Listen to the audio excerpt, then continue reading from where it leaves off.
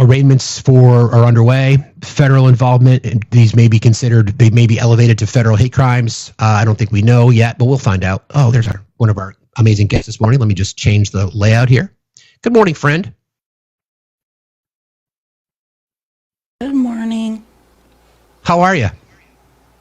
Good. It's my birthday. Sorry, I'm a little. I was just going to say that. I was just going to say today is Felice's birthday, everybody. Everybody, hearts in the chat. Love for Felice. Let everyone know how much. Please let Felice know how much we love her. And I wanted to wish you a happy birthday. So I didn't want to spoil it in case folks didn't know, but I'm so glad you're here. So thank you for being here, and happy birthday to you, friend. It's amazing to have you here. I appreciate you. Good morning, everyone. Yes. So just to kind of close that out, I think the right has already tried to spin this because this person was appointed to his position by a Democratic governor, and then reappointed by Governor Walz. But he's part of a 41-member panel of business professionals in and around the state of Minnesota, which was bipartisan. The intent of this group was to establish voices of the people, so to speak. So we can miss it with the nonsense connected to this heinous. Can I say crime. some stuff about this? Yeah, like I would say, Please. Literally immediately when this came out, I'm not even gonna say who was bothering me about this, but yeah, like the conspiracy theory started immediately. One of the biggest one that annoyed me that I noticed, and this came from someone directly who voted for Trump, was like, oh, because they're desperate to somehow make this man a Democrat, essentially, I guess. How do you pronounce his last name, by the way? How are you pronouncing? I think it's Bolter. That's how I'm pronouncing it. Okay, that's okay. Just making sure. Yeah. So, yeah, they're trying to make him a Democrat. And one of the first lies I heard about him was that, well, before they knew who he was, so they just know that these two people have been, and they first were trying to say that it was because they voted with Republicans to cancel health care for undocumented immigrants, which then I looked it up, which that is a larger story. In Minnesota, they're passing their budget in Minnesota, and one of the big issues that was a standstill was Minnesota care and whether or not it should be for undocumented immigrants or not, which I just want to tell everyone who lives in a border state, you are shooting yourself in the foot. If you believe you are saving money for not allowing undocumented immigrants to sign up for whatever your state version of Medicare is. Again, it's a lie that this is federal dollars. None of that is federal dollars. It's state dollars. Federal dollars can't be used for undocumented immigrants. But the reason some states do is because either you insure them and allow them to go to the doctor, when they need medication, or they show up in the emergency room for a $500 Tylenol, which we pay Correct. for anyways. Either way, you're paying for it. It's just a matter of, do you want it to be a little cheaper overall? Preventative healthcare is cheaper than emergent healthcare. Like, that's the bottom line. And then I look that lie up because, me, I'm always watching things on X. And no, that's not, she was the head of she was the House Speaker, right? Which was split right down the middle. And that's why they couldn't pass the budget. So she did vote for the budget, which included taking undocumented immigrants off Minnesota care as the House Speaker, but he didn't. He's a state senator, and he didn't. He voted no on that budget, like most of the Democrats did. There were 5 total Democrats across the House and the Senate that voted for that bill. So that turns out to be a lie. And then, like you said, and then it was, here's a certificate of Tim Walz appointing him to a job. Yeah, to a bipartisan local town business owner council, which is supposed to have Republicans and Democrats. That's how those are. And the lies. Then they're like, he was a missionary in Africa, so he likes black people, so he must be a Democrat. Like, right. If you could hear the things these people are desperately saying on X. I have a clip of one of his sermons. This man is not a minister, but one of his sermons where he's railing about how, no one knows if they're a woman or a man in America. Yeah. And they talked about in describing his past, they talked about his connection to what's referred to as NAR, the NAR Church, which refers to the New Apostolic Reformation, a Christian movement that combines Pentecostalism, evangelicalism, and Seven Mountain Mandates. The NAR advocates for spiritual warfare to establish Christian dominion over society and diminish the separation of church and state. NAR churches often feature leaders who call themselves apostles and prophets, and the movement is heavily associated with C. Peter Wagner. Read about that guy if you want to be like, holy shit, who popularized the term. I'm going to call him what he is. He's a white Christian nationalist. And, Mike Johnson also has a connection to the Seven Mountain Mandate. We've heard this term before. So, allow the right to do what they're going to do to attempt to try to justify this, as opposed because they are unwilling to call out what is obviously politically motivated violence. They're unwilling to call it out. They will try to find some way to spin it, but we need to recognize the fact that innocent people lost their lives because of our political climate in our country, and I think that's kind of the point. So, and think about it. Yeah. The first time MAGA's willing to do some research, the first time I ever saw MAGA on X looking up voting records of anyone, even though I've been saying maybe you guys should start reading, is to try to prove that a MAGA unaliver who's executing people in their homes in the middle of the night was not in fact MAGA. Do you know what I mean? That's the first time MAGA learns to read or check someone's voting record, and still could not do it correctly. Exactly. So obviously that's he's been apprehended, and that will follow the legal proceedings. And I was thinking about this, and I don't know. This is just my thought, but because the twice impeached, 4-time indicted, sexually abusing frauds or convicted felon pardoned political terrorists, January 6th, do we wonder if people feel emboldened, thinking that they are doing something in support of this agenda, that they may feel like they can do this with some cover if they were inclined to do it, if they were on the edge, and then they look and they find out, oh, wow, the president pardons people who defend what he wants. Maybe he'll pardon me too. I was thinking about that this morning and thinking, did you happen to see what Trump was posting like in the middle of the night? I think I saw someone in the comments mention it. It's like basically that long, the crazy long thing that's like a mandate for violence. I mean, I'm gonna read it. If I was crazy like this guy who just did what he did, I would sign up for ICE. I mean, that's the whole thing. Violence in the name of Donald Trump or Mustache Man was not just okay; it was encouraged. Right? You were indemnified against.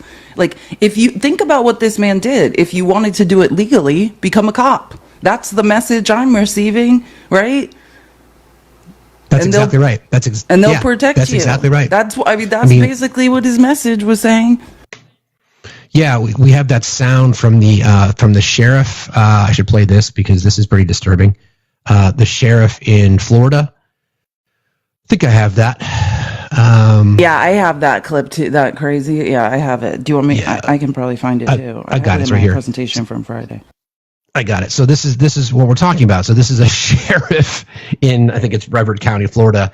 I'll play this for you guys. Brevard. And this is Brevard. For all the Floridians, Brevard. If you resist lawful... That's exactly right. Everyone, it is Felice's birthday. In case you're just joining us, please, hearts in the chat, gifts from whatever you can. Make sure that we light her up. I'd love to see Felice get 10,000 coins today, if possible. You guys know how much I love to tap the screen. It is my birthday. Can we get to 1 million likes? How fun would that be, too? That would be amazing. That's happened.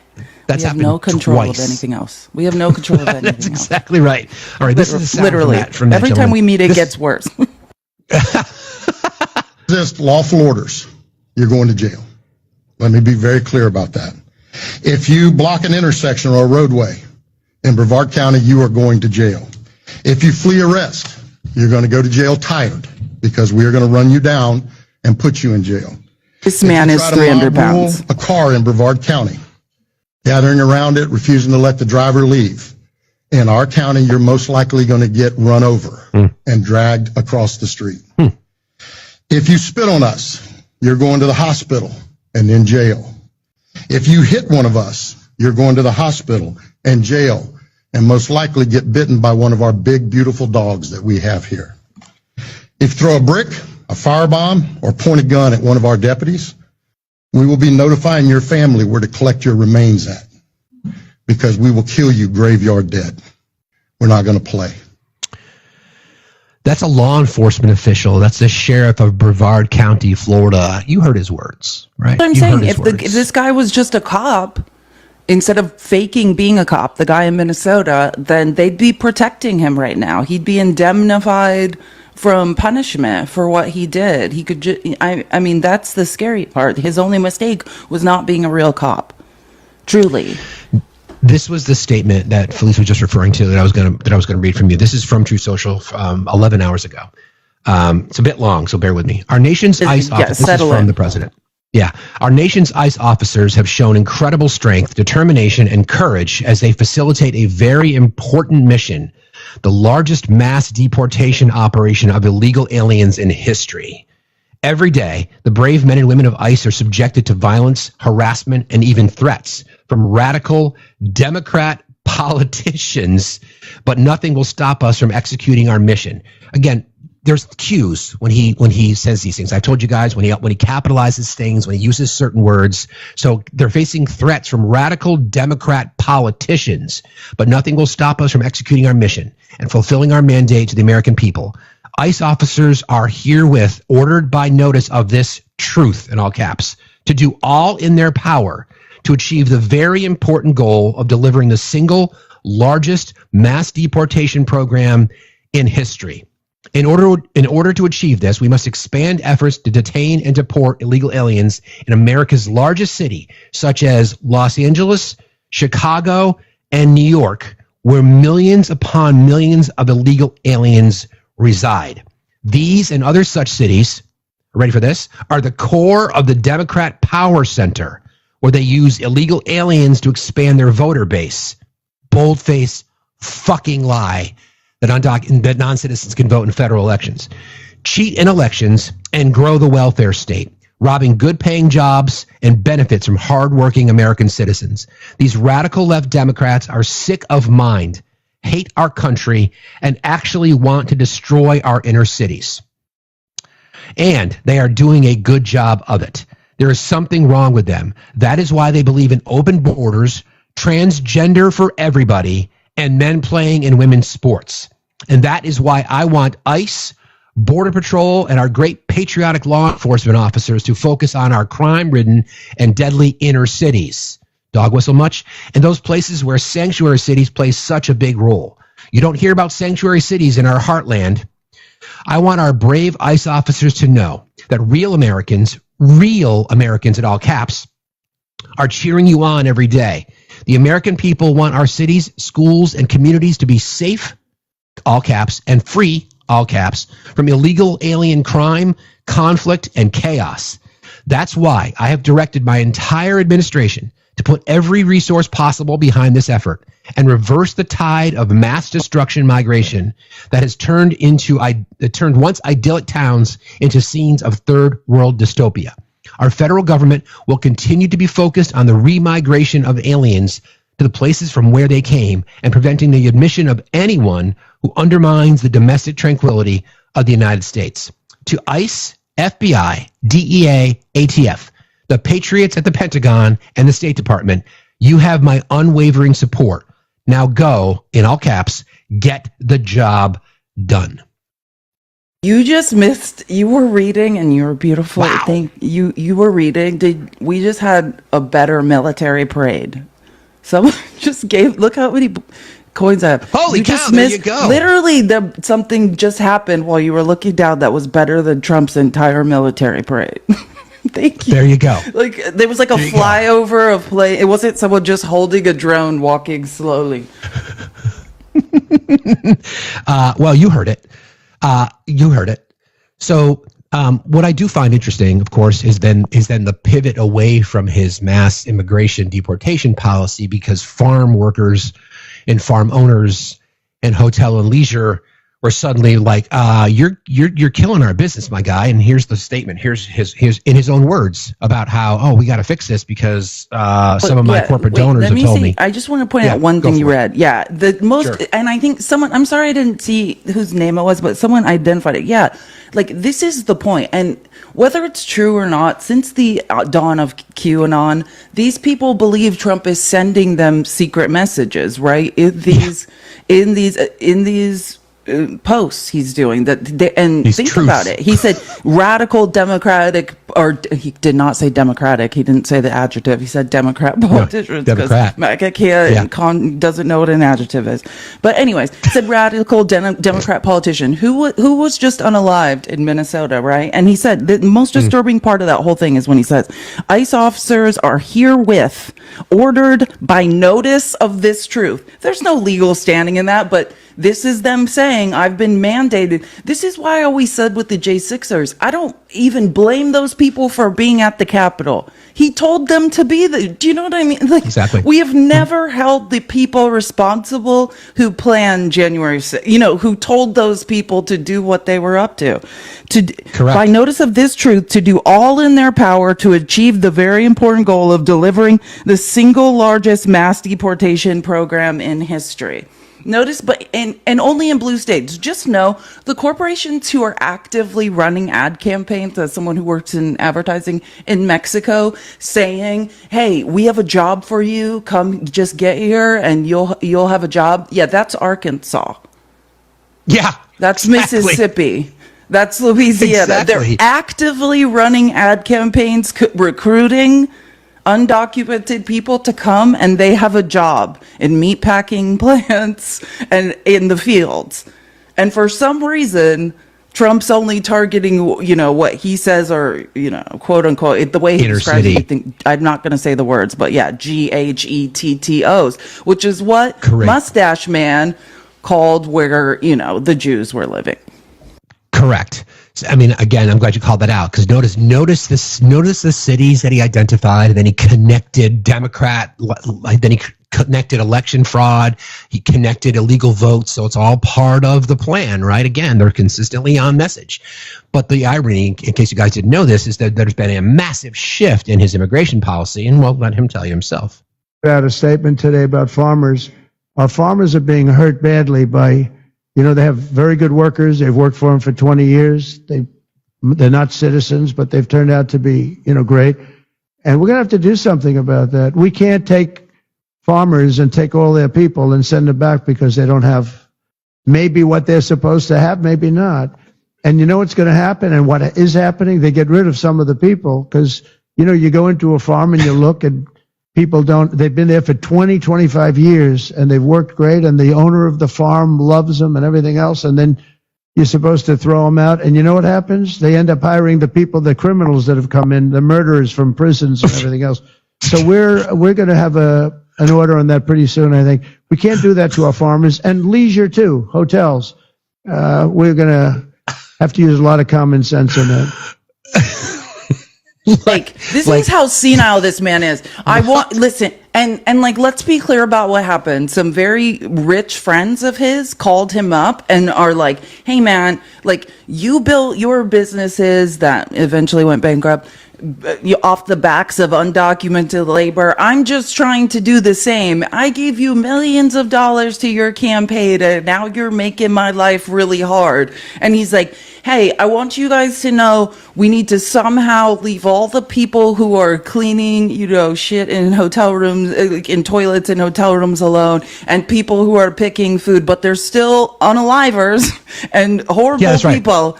But it's this man is a senile weird. But let's talk about Joe Biden. Let's do exactly. Malaga, your brains don't work at all, not even a little.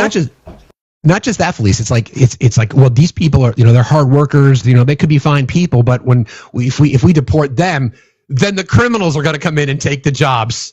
So you still have to connect something to try to keep the blood boiling in the veins of his MAGA supporters to make sure that we're calling out brown people. It's And just someone said the protest got to him. I believe that was last week. So when his rich friends that are in the agriculture and leisure businesses called him, that was like Tuesday or Wednesday. And I just want to read this because I think it's really good. It looks like Taco Trump got some panicked phone calls from his rich Republican friends who own businesses that employ migrant workers. And they basically read this, but I want to read. Oh, here we go. This is from Reuters. Okay, this is what I was looking for. Glen Valley Foods was operating an Omaha, Nebraska facility with 30% of its staff on Wednesday. 30% after federal agents detained workers in an immigration raid. Omaha, Nebraska's a red state. I know there's some blue there, but you know what I'm saying. Definitely red. After in an immigration raid the previous day, slashing the output of products it sells to grocery stores and restaurants. Livestock traders and market analysts expressed concerns that the potential deportation of undocumented immigrants could disrupt U.S. food production at a time when beef prices have soared and meat processors report a labor shortage, that they want them back in the meat packing plant. So when you're at the grocery store thinking about food prices, MAGA's racism is part of the reason food is so expensive. Like, make sure you understand that tie. When we have a food shortage and because of a famine, because no one could pick the food, make sure you understand that's because MAGA is dumb enough to believe that brown immigrants have their money when the people they vote for every day are robbing them. Here's another one. This is from the same Reuters article. ICE agents detained 74 to 76 workers out of roughly 140. That's more than half MAGA. I know you guys can't add. At the Glen Valley Foods plant. Other workers did not show up on Wednesday because they felt afraid or traumatized. The facility's production dropped to about 20%. Glen Valley Foods sells steak, chicken, and corned beef products to restaurants and grocery stores. Retail beef prices have set records as the size of the U.S. cattle herd has declined to its lowest level in 70 years after a years-long drought raised feed costs. I have like 25 more examples. When food prices soar, understand it's because MAGA believes that brown people who are working for $5 a day in backbreaking, horrific conditions somehow also have their money. Yeah, that's exactly right. And I think something you said earlier too about how it's part of the strategy. Felice and I, we both come from marketing and advertising, and we're always thinking about things like what would the message be and how would you message? So you message the fervent, bloodthirsty MAGA supporters, and then we connect all the hatred and what he spews onto social, and we can connect it to things like we saw with the weekend. We can connect it to what happened in Minnesota. We can connect it to what happened in Salt Lake City. 10,000 protesters were present when gunfire erupted. One man was critically injured. The suspect was also shot, taken into custody. We can talk about how the escalation happened in LA when ICE showed up. Do you want to have a spirited conversation about this, Sherwin? Or I'm pretty sure I've debated him before. We can. Requesting. Sure. Okay. Yeah, I'm just saying. I'm pretty sure I've talked to him before. Yeah. Wait, and before we do, let me just read some things. Rebecca, thank you for the $10 from Cash App. Again, any money anyone sends me for my birthday, it's just going to like the DSLR camera. The lens came on Saturday. It's like $1,600. So. Well, yeah, I'm going to use it for like when I'm in TikTok Studio because webcams do not look good. Anyways, so Mother Hen, thank you so much for the $10 on Cash App. And Swish, thank you. And thank you. I think you rated our live. And thank you for the $2 on Cash App as well. Thank you so, so much. And thanks everyone on YouTube for the birthday wishes. I appreciate it so much. Hey, Leah. Anyways, sorry. Go ahead. Sherwinner, good morning. How are you today? Good morning. Facts do matter, and good morning, Felice. Thanks. I thought you were okay. I do remember your voice. I knew I remembered you. Yeah, Did you have something on your mind? Pardon? Did you have something on your mind? No, yeah. The whole sort of riots and the protests that are going on in sort of America at the moment, and that's pretty interesting. Protests before they were elevated because of ICE and law enforcement, right? So they were protests, peaceful protests, overwhelmingly so, right? Yeah. But even after they were elevated, and I've said this before, there's a 36-page decision from Judge Breyer in Northern California where both sides presented all of their facts about the riots that never were in LA. And I would say compare it to the 1992 Los Angeles riots, and then you can look at those numbers of what constitutes a riot, and then look at the numbers that were not riots. There was like 3 areas in LA where there were like 1,500 people like gathered. Sure. The reason we bring it up that way is because words matter. Because you can't lead with it, because that's what propaganda and messaging can do. That's the damage it can cause. Because they weren't riots; they were overwhelmingly peaceful protests involving nearly 11 million Americans nationwide. Okay. Look, I'm not. Look, I might. I might go to bed now, and I might talk to you guys another time. But yeah, it was just something that I thought to talk about. So we can talk about it, but it's just what was your opinion on? What do you think? Classifying it as a riot is just not. Yeah, that's all I'm trying to say. Just because you led with that, that's why I brought it up, because you led with that, and it's just I think it's necessary to correct you, because they weren't riots. They were people overwhelmingly. You could refer to. So then, when a sports team, for example, wins their world championship, would you call those riots? No, I wouldn't. Okay, so then those are significantly worse than what we saw. Those were much bigger. That's a great analogy. I'm going to steal that. Thank you. You're welcome. All right. No, look, I just there are obviously protests, and that's what I meant by, that's what I meant to refer to it as. They're protests. Good. So, Good. So did you support the No Kings movement? Look, personally, I don't like protesting. Why not? Because I think it very rarely results in a peaceful protest. Like the creation of our country, for example, the country where we live. Yeah. So you don't believe in a constitutionally protected right? Pardon? You don't believe and or support a constitutionally protected right?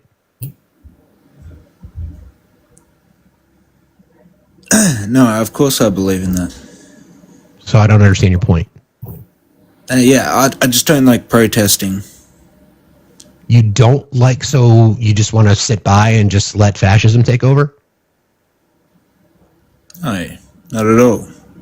I believe with a democracy, you're able to vote out potential dictators and things like that. So what I'm saying is that you don't need to really protest. You can use your voice to vote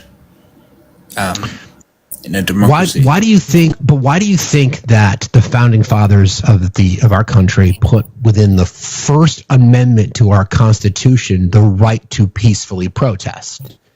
So the foundation of our country is based on that. So you may disagree. I mean, I completely disagree with your take. I think protesting is incredibly important. We've seen the most societal change in our country due to peaceful protests, suffragettes, civil rights movement, etc.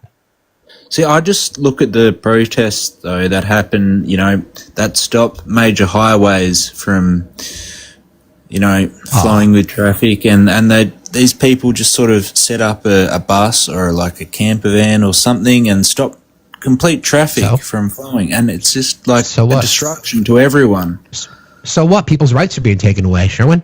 People's rights are being taken away. People's constitutional rights are being violated. Okay, people like Felice don't have rights to their body. So somebody's inconvenience. Big fucking deal.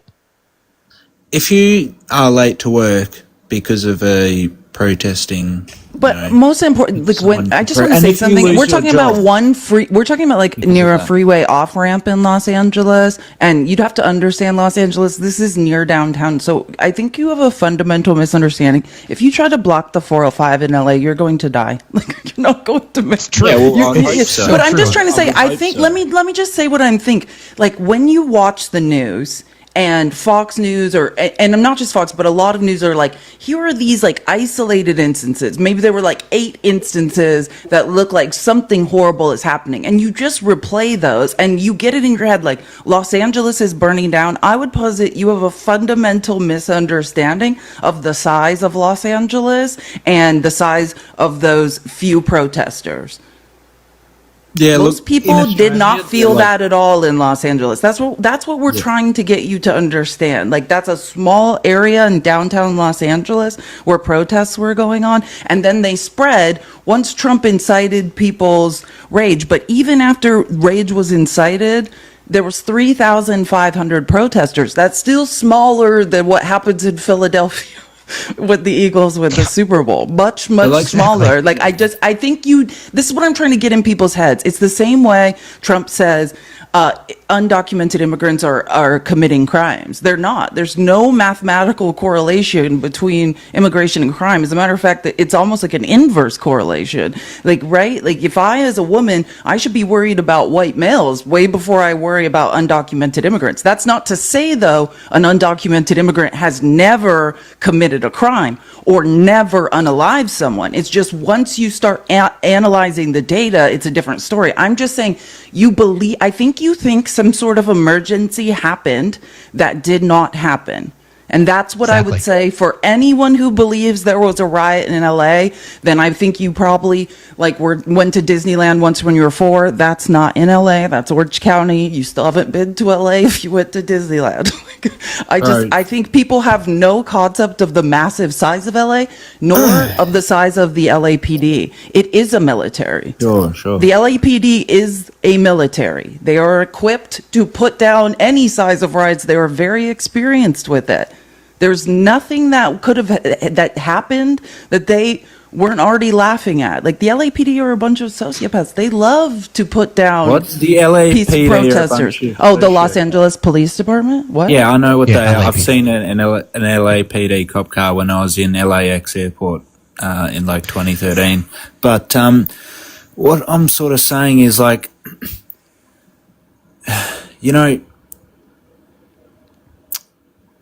hold on. 400 total arrests on Monday, which was the height of the quote-unquote protests after Trump incited, and sent the Marines and sent the National Guard. There were still only 400, I believe 96. Well, actually, and I don't know the total numbers. I have the court documents open. That's what I'm going over. I'm trying to get the actual arrest numbers. Over the course of the protest, state and local law enforcement arrests increased by the day, with over 400 individuals ultimately being arrested in total. In total. Curfew violations. Which includes failure to disperse. 96 on the 96 arrests on Monday were failure. So what's actually happened with the LA, with the protests there in America? Like, has Trump sent out the military or something like that? Or, I'm not actually. I'll answer that question for you. For you, where do you get your news from? I'm just curious because I think I'm asking this question for a specific reason. From Rupert Murdoch's Sky News. Okay. Fox. Okay, so that's Fox. So the reason I bring that up, and I talk about this a lot, like, the legacy media has a lot to blame for people's perceptions of reality in our country. So you could have the same story being reported on the exact same topic, and when you see first of all, conservative media in the United States is overwhelmingly conservative.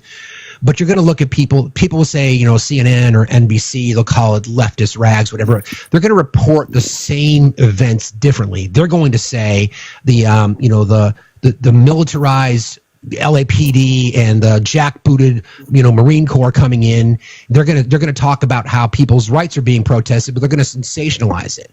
Murdoch, Fox News, is going to say, look at all these illegals burning cars and throwing cinder blocks through windows. The truth is, overwhelmingly so, that these protests were peaceful. Overwhelmingly so. They were failure to disperse and curfew violations initially. And then, of course, the National Guard had to be called in. By the way, in our system, it's called federalism. The governors of each state have command and control over their state National Guard. It either needs to be a request from the state, or there needs to be a communication with the White House and the governor to make sure that you're not violating the law. Mr. Trump violated the law in ordering in. We know that because a judge ruled that just last week. It's still in the appeals process, but that was ruled last week. And then the military being brought in violates what's called posse comitatus in our country. You can't have the U.S. military on the streets. So do you think that would be an escalation based on what I just described to you? Look, I think there's propaganda there for sure. What's the propaganda? from Murdoch's media Absolutely. empire. Yeah, that's what Absolutely. I'm saying. And Yeah. I'm not sure if you're aware, but Murdoch is, Australian. So, I know. yeah, it's kind of crazy how he's got this mass media empire over the world from coming Right, from but you see what I Australia. mean? Because they refer to what happened in LA as riots, and then you started the conversation today referring to it as the same. This is kind of the point, right? This is kind of the point. Yeah. So my recommendation is to understand what is actually happening. Why do you know first of all, do you know why people were protesting in LA and why people protested during the No Kings rallies over the weekend? Do you know? I know you don't agree with protests, which is a whole other weird conversation, but do you know why people were protesting? In America, Yeah. I think so. I think it was actually. Why don't you just tell me? Because people's rights are being violated. Because the government has weaponized based on hatred, rounding up brown-skinned people with no due process whatsoever. Neither myself nor Felice are here defending anybody who's broken the law. What we are doing is that everybody in our nation is entitled to rights under the Constitution, and the administration is violating those rights at every single turn. And all we are saying is that, listen, everybody deserves due process, including the President of the United States, who, by the way, is a 34-time convicted felon adjudicated rapist. He got his due process. He got his day in court. We want the same for everyone. Our Constitution calls for it and demands it. All right, that's fair enough. So Look, doesn't that seem reasonable? Doesn't that seem reasonable for people to protest? Because it could be you. Like if you were brown skin, I mean, Felice could be rounded up, just the way she looks, without any reason whatsoever. well, I mean, what would be the reason for that? Profiling, which is exactly what we're talking about. Yeah, exactly. Yeah, but you're not brown skin though. Really? Okay. According to whom? You? So some trigger happy ICE agent who says she looks like somebody I think might be illegal, so we're just going to round her up. Do you think that that's not happening? Look, I mean, ethnicity can be determined through a biological and through ancestry.com.au or something like that, but generally speaking, there is either white-skinned people, brown-skinned people, or dark-skinned people, and that's pretty easy to determine. If one of your parents is a white-skinned person and one is a black-skinned person, like, are you kidding? You've got to be kidding, Sherwiner. It's not that simple. So you're not subjected to profiling, but what we're saying is, and you kind of just prove the point and how you've been victimized by Murdoch propaganda. The point is that there are people that are being rounded up and deported without due process and imprisoned without due process. And the only justification that these law enforcement, call them whatever you want, the only justification they have, because they're not following the law, some are doing without warrants, many cases, is because of their brown skin. Do you think if myself and a person with more melanin more melanin in their skin were sitting at a picnic table and there was an ICE agent, who's the one that's most likely to be rounded up? I don't understand the question there. Sorry. If myself as a white man in America and a brown skinned person were sitting next to one another on a picnic table, who do you think is more likely to be rounded up? Oh, well, I mean, for Trump's policy at the moment, isn't he deporting illegal immigrants and things like that? How do you know if they're racially profiled? Yes, that's what the point he's making. It's based on melanin, right? We're racially profiling people. Like, and I hear what you're like, oh, we can determine ancestry through ancestry.com. Yes, we're not doing DNA swabs and running them real quick through, CODIS to see. And that's even scary as well. Oh, this person's white enough to be white or not white. Because let me tell you, blood quantum, which I love how white people use it both ways. ways. Because, when I was a child, I was informed, one drop of non-white blood, you're never going to be white, right? And then in the case of Kamala Harris, she's not black, right? Which and I talk about this all the time, this guy who was half black and half white, we were having a conversation once, and he's like, Kamala's only mistake was being half black and half Indian. If she was half black and half white, she's black for sure. Right? Good point. That's the you know what I'm saying? Like, they're like, she's not black, she's Indian. Well, if you're half black and half white, you're black. Like, welcome to America. Like, I think you probably just have never had experience with this. I want to read something from the Judge Breyer's federal court decision about why, the National Guard shouldn't be on the streets. Trump is basically trying to say there was an armed rebellion going on. That is the argument. And this is from Judge Breyer's, it's like a brilliant research paper. I love watching judges write. I could watch read federal judges' writings all day. The protest in Los Angeles falls far short of rebellion. And he spends 10 pages going through every definition of rebellion, which I just love, but I'm not going to read any of that. Defendants refer to repeatedly violent rioters and quote unquote mobs. And so the court pauses to state that there can be no debate that most protesters demonstrated peacefully. Nonetheless, it is also beyond debate that some individuals use the protest as an excuse for violence and destructions. Some bad actors on June 6th through concrete chunks, bottles of liquid, and other objects, blah, blah, blah. I just don't want to get too bogged down.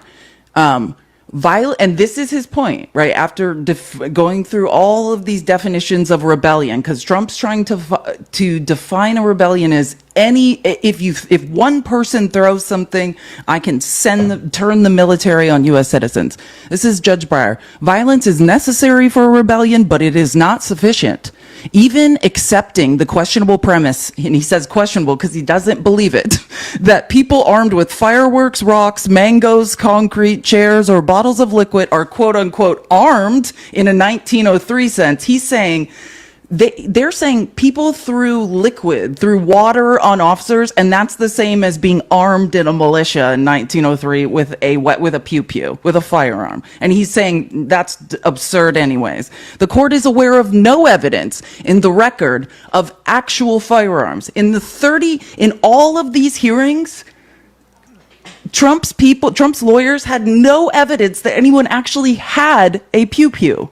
And he's like, you're saying that people who just threw something were an armed rebellion? Like, are you nuts? And I mean, this goes on and on. Like, the dismantling of all the logic is brilliant. I suggest anyone read this decision. Sure. Wait, hold on. I want to say something. Yeah. Someone said Judge Breyer's ruling was immediately reversed. Catherine, no, it wasn't. And that's why you shouldn't read when Trump puts things on Truth Social. And you shouldn't read for-profit media headlines. Correct. What happened was an appeals court said that the National Guard can remain, since there are these No Kings protests planned over the weekend, and this ruling came out on Thursday, right?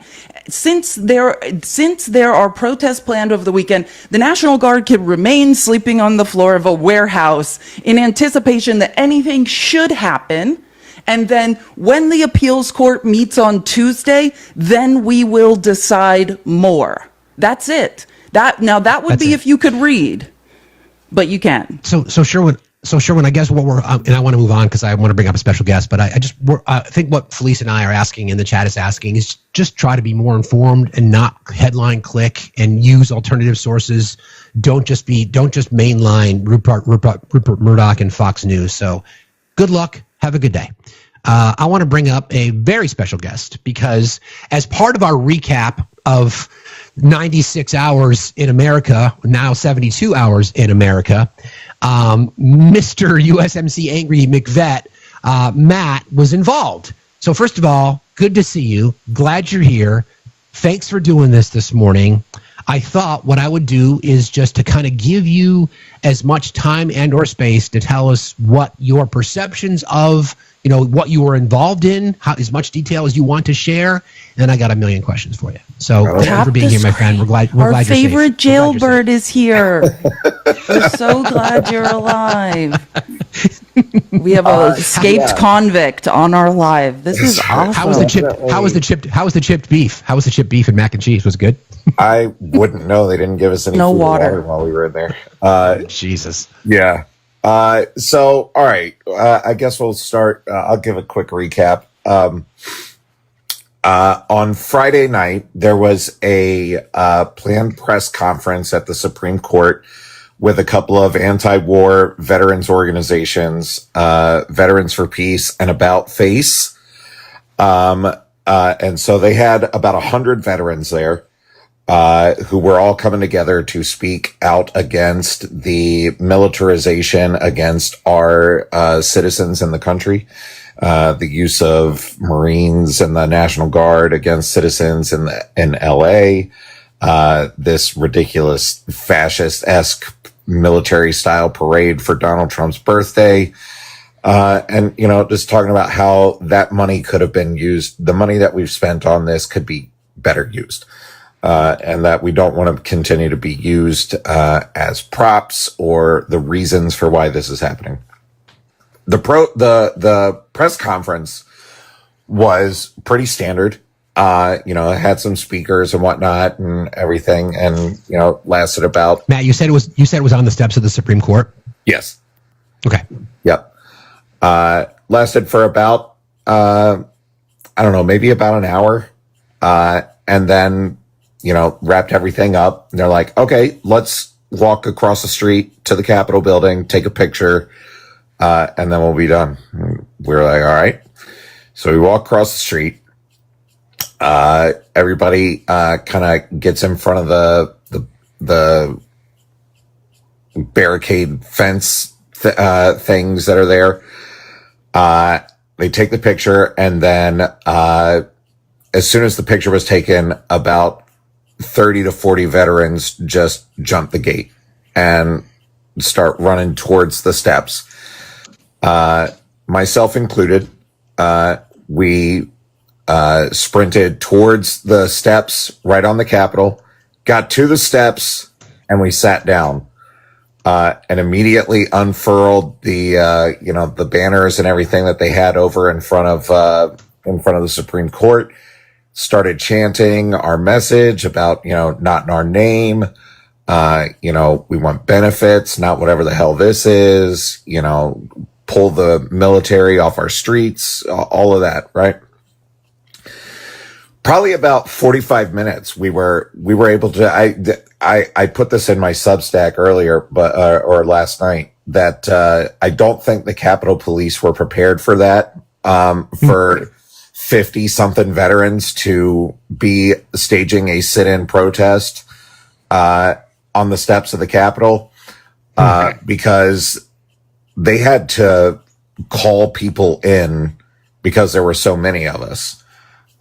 Which was great because that gave us more time to be sat on the steps of the Capitol, and continue to, advocate for our message. Gave us more time for people to record what was going on, and, get it out to everybody. So it actually worked in our favor that they weren't prepared for it. They get about, oh God, I don't know. It seemed like there was, it started with like two Capitol Police officers there when we jumped the fence. And then there was, I don't know, maybe like 100 officers that show up with vans and police cars and, all kinds of shit. And then they start taking us off the steps one by one. And this is where we get to the kind of crux of it. We got a 87-year-old, I think. I saw that. Yeah. Yeah. 87-year-old Vietnam vet. Let me give you all a little bit of backstory about John real quick before I go on. John, that's his name. His name's John.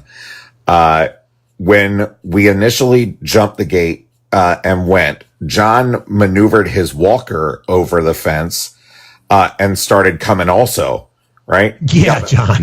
Yeah. He got about halfway there, and the police turned him around and then escorted him back to the other side of the fence.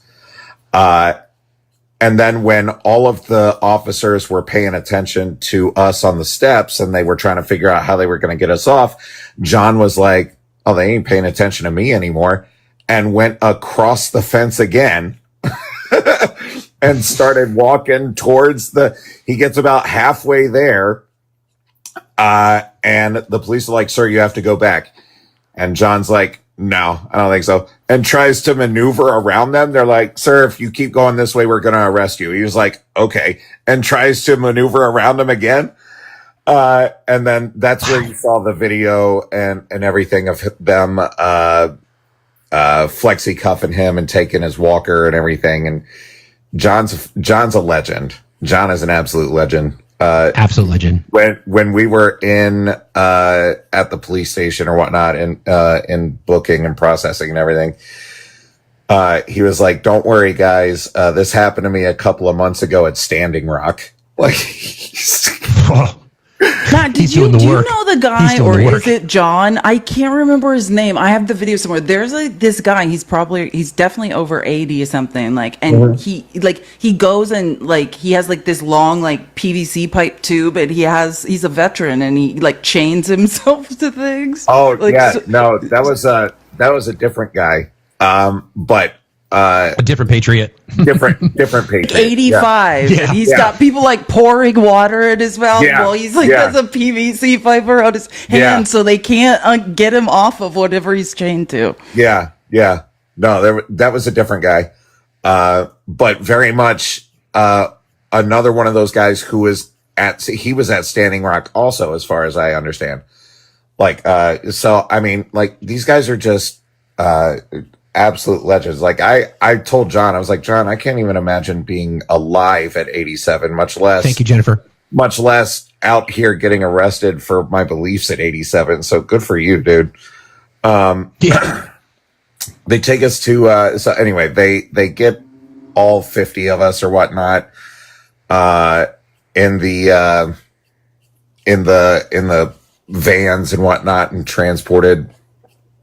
Again, this is probably about 8:00 at night is when this happens. We finally get us all off the steps, and transported to booking or whatnot, which just turned out to be like a motor pool for the Capitol Police. So it was just like a big garage that they had set out like 70 chairs, and they just sat us in there.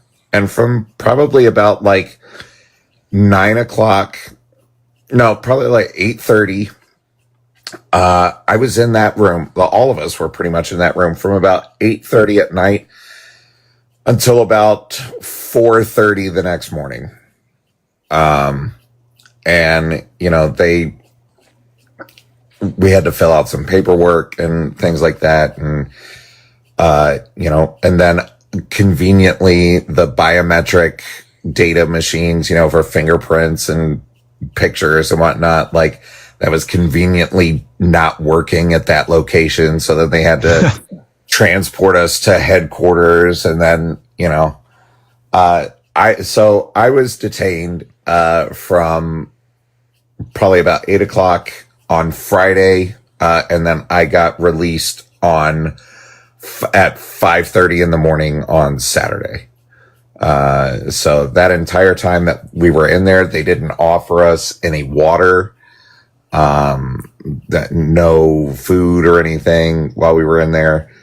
Which for me, I was like me personally, I was like, okay, whatever, I can last without food and water for a little while. But we had, like I said, we had 87-year-old John. There were people when I tell you, we had veterans representing every conflict that the United States has been in from Vietnam to today, in this group.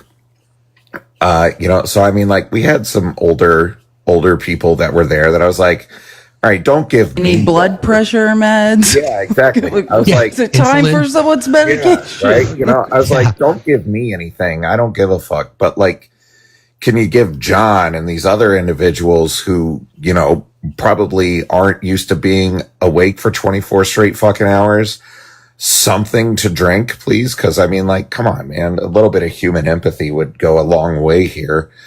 Did they? Eventually, after a couple of guys continued to make enough of a stink, they started saying that the only way that they would give us water is if there was a medical emergency, and that they would have to call in the DC fire department to come. And so eventually they're like, do you want us to call the fire department? And a couple of guys were like, yeah, call them. But like, there's people here that need water, like, call them, fine. And this was entirely the Capitol Police, Matt. So you were under the control of the Capitol Police at this point. Yeah, for the whole time. Okay. Yeah, we were under Capitol Police the whole time. Okay. And so eventually the guy was like, do you want us to call DC Fire? And he was like, yeah, call him. And so I watched him walk out of the building. I was like, here you go. He's going to call the fire department to come. And then he came back in and then walked into another room and came out with 2 cases of water that were just sitting back there. At it the whole time. Yeah. Asshole. And I'm telling you, like, at that point, it was probably 5:00 in the morning. This was literally right before I left that location to go to the headquarters location, to get my biometric. So I don't know. It was probably around 4:00 in the morning when they finally just broke down and said, okay, we'll give you some water. But they definitely made a show of like, we're not supposed to be doing this, right? I'm like, okay, well, if you were going to be doing it anyway, why didn't you do it fucking 8 hours ago? When they first started asking anyway. But yeah, so, and we were flexi-cuffed the whole time that we were in there. They didn't take the flexi-cuffs off of us. Which again, a weird question, but is that different than zip ties? Or are you saying, is that no. They're essentially the same things. Yeah. Okay. The flexi-cuffs, zip ties. Yeah, they're pretty much the same thing.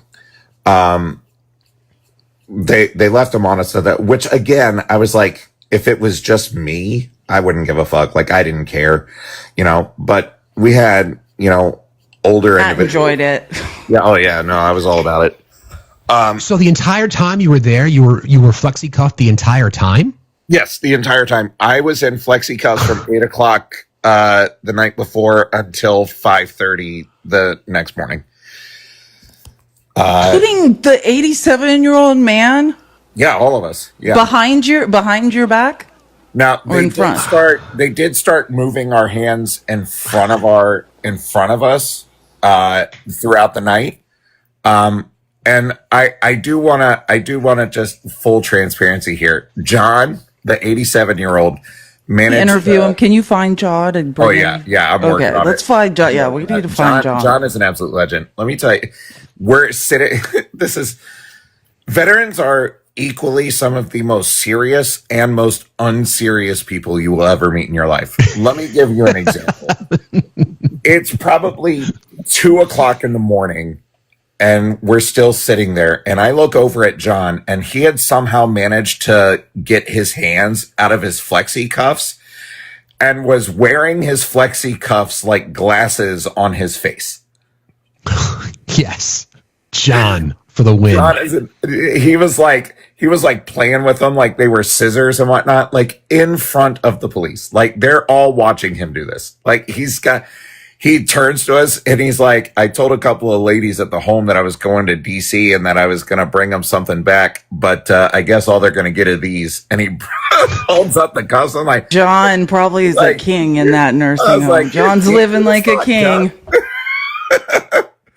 So listen, like, it was crazy that we were detained for as long as we were. And John was there after I left. Like, John didn't get released until like 6:15, 6:30 the next morning.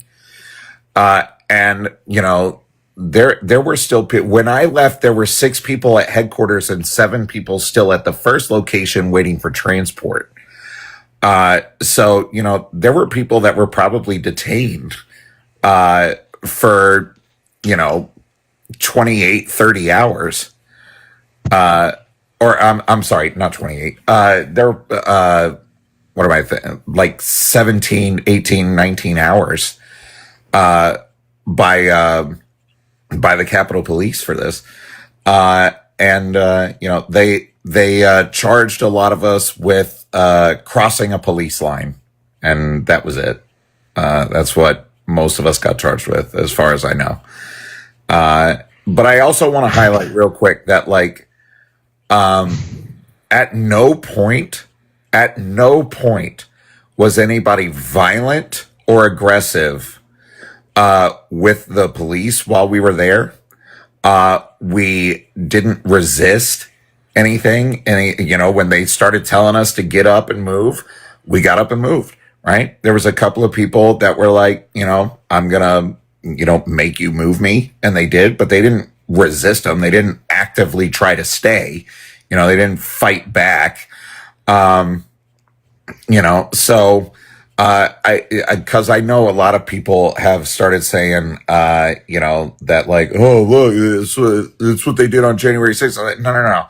We weren't beating cops with Blue Lives Matter flags. We weren't bear macing cops. We didn't go and shit in the Capitol building. So what we did was write words with your own shit, like animals on the walls. Yeah. Wave Confederate flags. We got to the steps of the Capitol. We sat down and we started chanting. That was it. But it was definitely an effective protest, because 3 days later, here we are. People are still talking about it. So. First of all, thank you first of all, thank you for everything you do every day, Matt. We've texted, and Felice and Matt and I have a text thread, and we always talk about Matt making sure that he takes his flowers What's for it the called? work that he does. 2 Santas and a lady. Thank you. Let's be real. That's exactly what it's called. Yeah. You don't take your flowers enough, so take your flowers. I'm curious though, were you? This is impossible to kind of maybe quantify, but I know that the Capitol Police were just following orders. Your papers, please. Just following orders. But did you get the sense that they didn't want to be doing this? There were definitely a couple of guys that I talked to. There might have been more, but a couple that I talked to. One being the officer who had control of me when we moved off the steps. He was like, I get what y'all are doing here, respect, whatever. And he was like, you're going to go pay a fine, be a couple hours, you'll be back out on the street in no time, So like there was definitely people that I feel like, were understanding, if maybe not supportive of what we were doing, but understood why we were doing it, I'm not saying there That's weren't. exactly what I was going to say. If I was a police, I would never be a cop. But if I was, I would have been like, I don't want to be doing this. I'm ashamed I'm doing it. Like, right. But this is my job and I have kids. Like, that's what I would have said. Yeah. And so I didn't have any, I was like, whatever, we knew that this was going to be the end game when we did it, when I was like, yep, that's going to be it. We're going into custody tonight, and then that'll be that. So that was my question. So, because it's like I'm curious about the timeline. Again, thank you for Matt's Mick misdemeanor or Mick felon. Maybe we should call it. I don't want to equate the two, but a hero amongst us. It's so funny. I know you're a literary buff, Matt, so we can call it the night Mick Angry spent in jail. We'll have a new book series. So like you said, I've got to go get arrested to one up Matt. Mine will be for petty shoplifting, but whatever. Seriously, because of poverty. Yeah, I get it. Started at the Supreme Court, and then was a decision made at that point, we should go to the Capitol, or was it part of the plan all along? No, it was part of the plan all along. Okay. So the original plan just was to figure out a way to kind of protest during Trump's big boy parade on Saturday. But, security was way too tight around the parade route. So there wasn't going to be any way that anybody was going to be able to do anything there. So the organizers of it, which was Veterans for Peace and About Face, decided to adjust, and they made the decision that the big protest would be on Friday before the big media storm.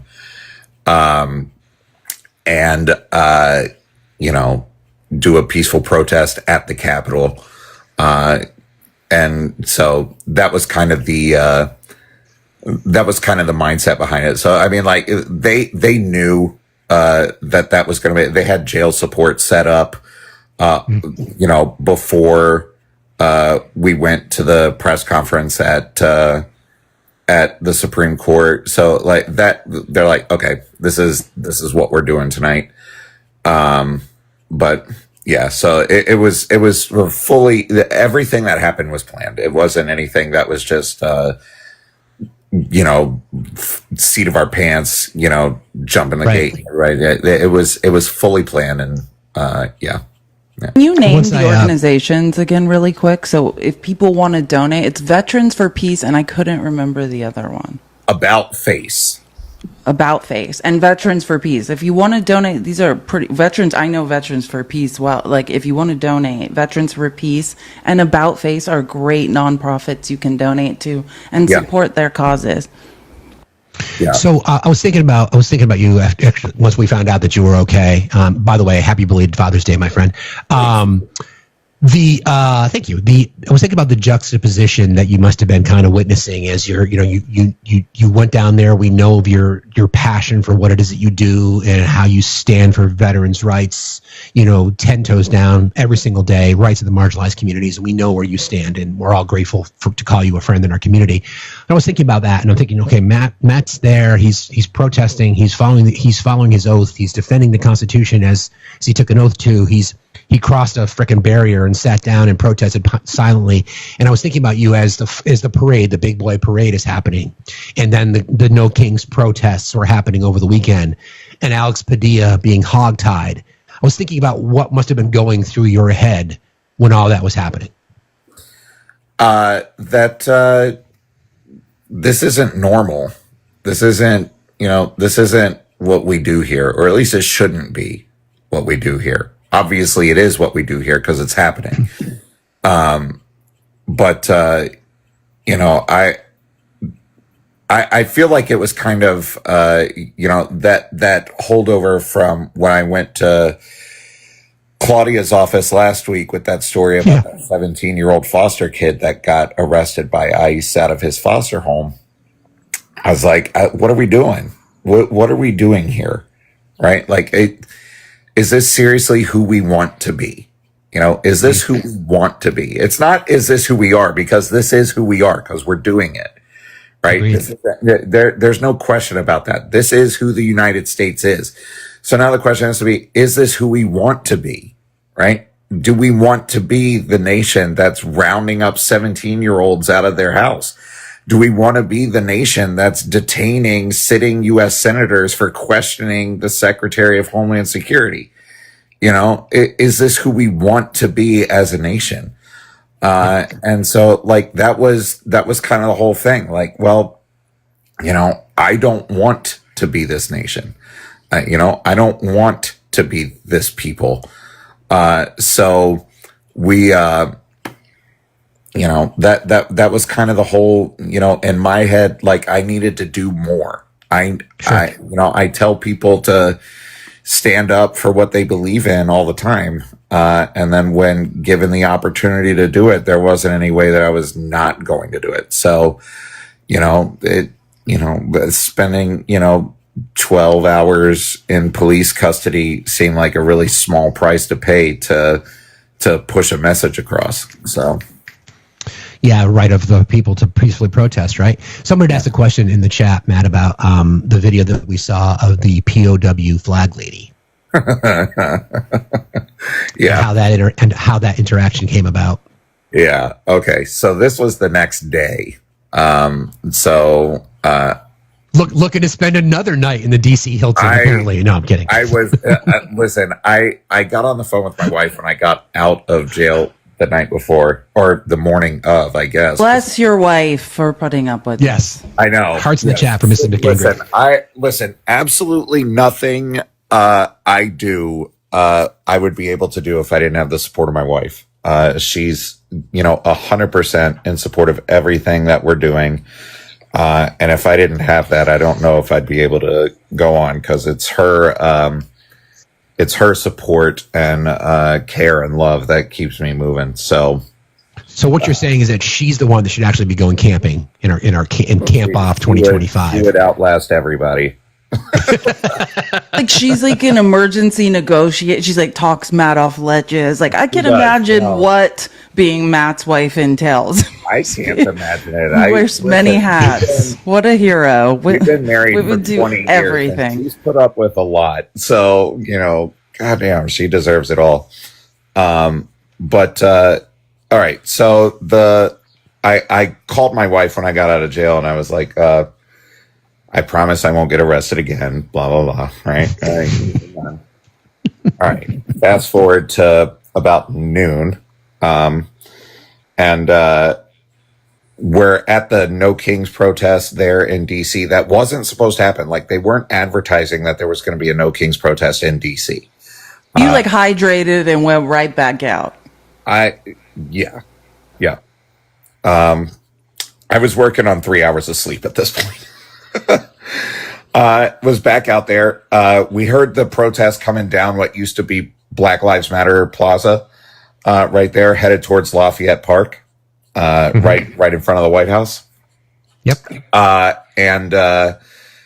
So Jolly, Good Ginger, myself, and a couple others kind of jumped in and started live streaming and recording what was going on. And in the course of all of that, a counter protest showed up with a Donald Trump flag where he was like photoshopped to look like Rambo and whatnot, and he had that up. I'm like, okay, whatever, you're dumb. That flag, the Velociraptor, she kind of got surrounded by press and whatnot, and I kind of forced my way up. And she was complaining about how there weren't any American flags at the protest. And I was like, that's hilarious. You have Donald Trump shirtless on a flag right here. So I was like, where's your American flags? And she was like, hold on, I got them right here. And then she pulls out that POW J6 flag. And that's the first time I've seen one of those in person. Infuriating. It was the amount of anger that I felt seeing that flag in person. And so I just started going off. Like, how dare you co-opt the POW flag for these fucking J6 insurrectionists? I was like, have you lost your effing mind? And I'm just yelling at this woman with this flag. And she, like, as soon as she unfurled it and I started going off, she quickly I'll be right back. Hauled it back up and started moving. There was a couple of people that were like, don't engage, she's just trying to bait you. I was like, yeah, it's working. I'm not just going to let this go. Do engage. Let her know what a fool I was like, I'm not just gonna let this go. And so, like, why we need Steve in this group of three to call them, because between the two of us, we'll be in prison. Yeah. But that was so, like, she, as soon as she unfurled it, and that video is kind of going around now also, where I'm yelling at that woman. She quickly then I saw it. Yeah, she balled it back up and started walking away. And I just followed her and just kept yelling at her the whole time about how she had lost her damn mind using that flag in that way. And then she got escorted out by the police. She didn't get arrested or anything. She had a police escort out of the protest. But yeah, I went in pretty hard. I found Jolly again. I was like, all right, I gotta calm down, or Jennifer's gonna have to come and get me out of jail again. I don't know if I can do it again. So, I mean, I never going to be allowed to have another sleepover with Jolly again. For real. Another night. I think it was I talked about this to start the show today. I mean, what a 72 hours that we just went through. Obviously, still, assessing the situation with violating federalism and constitutionality, and sending in the National Guard, which is now, I believe, the U.S. Army, because of the distinction's been changed. Maybe you can unpack that for us. They're no longer the Guard. I think they're now officially the Army. Thus, they can't do law enforcement, whatever. Posse Comitatus with the Marine Corps. You and Jolly, veterans standing up for the constitutional rights.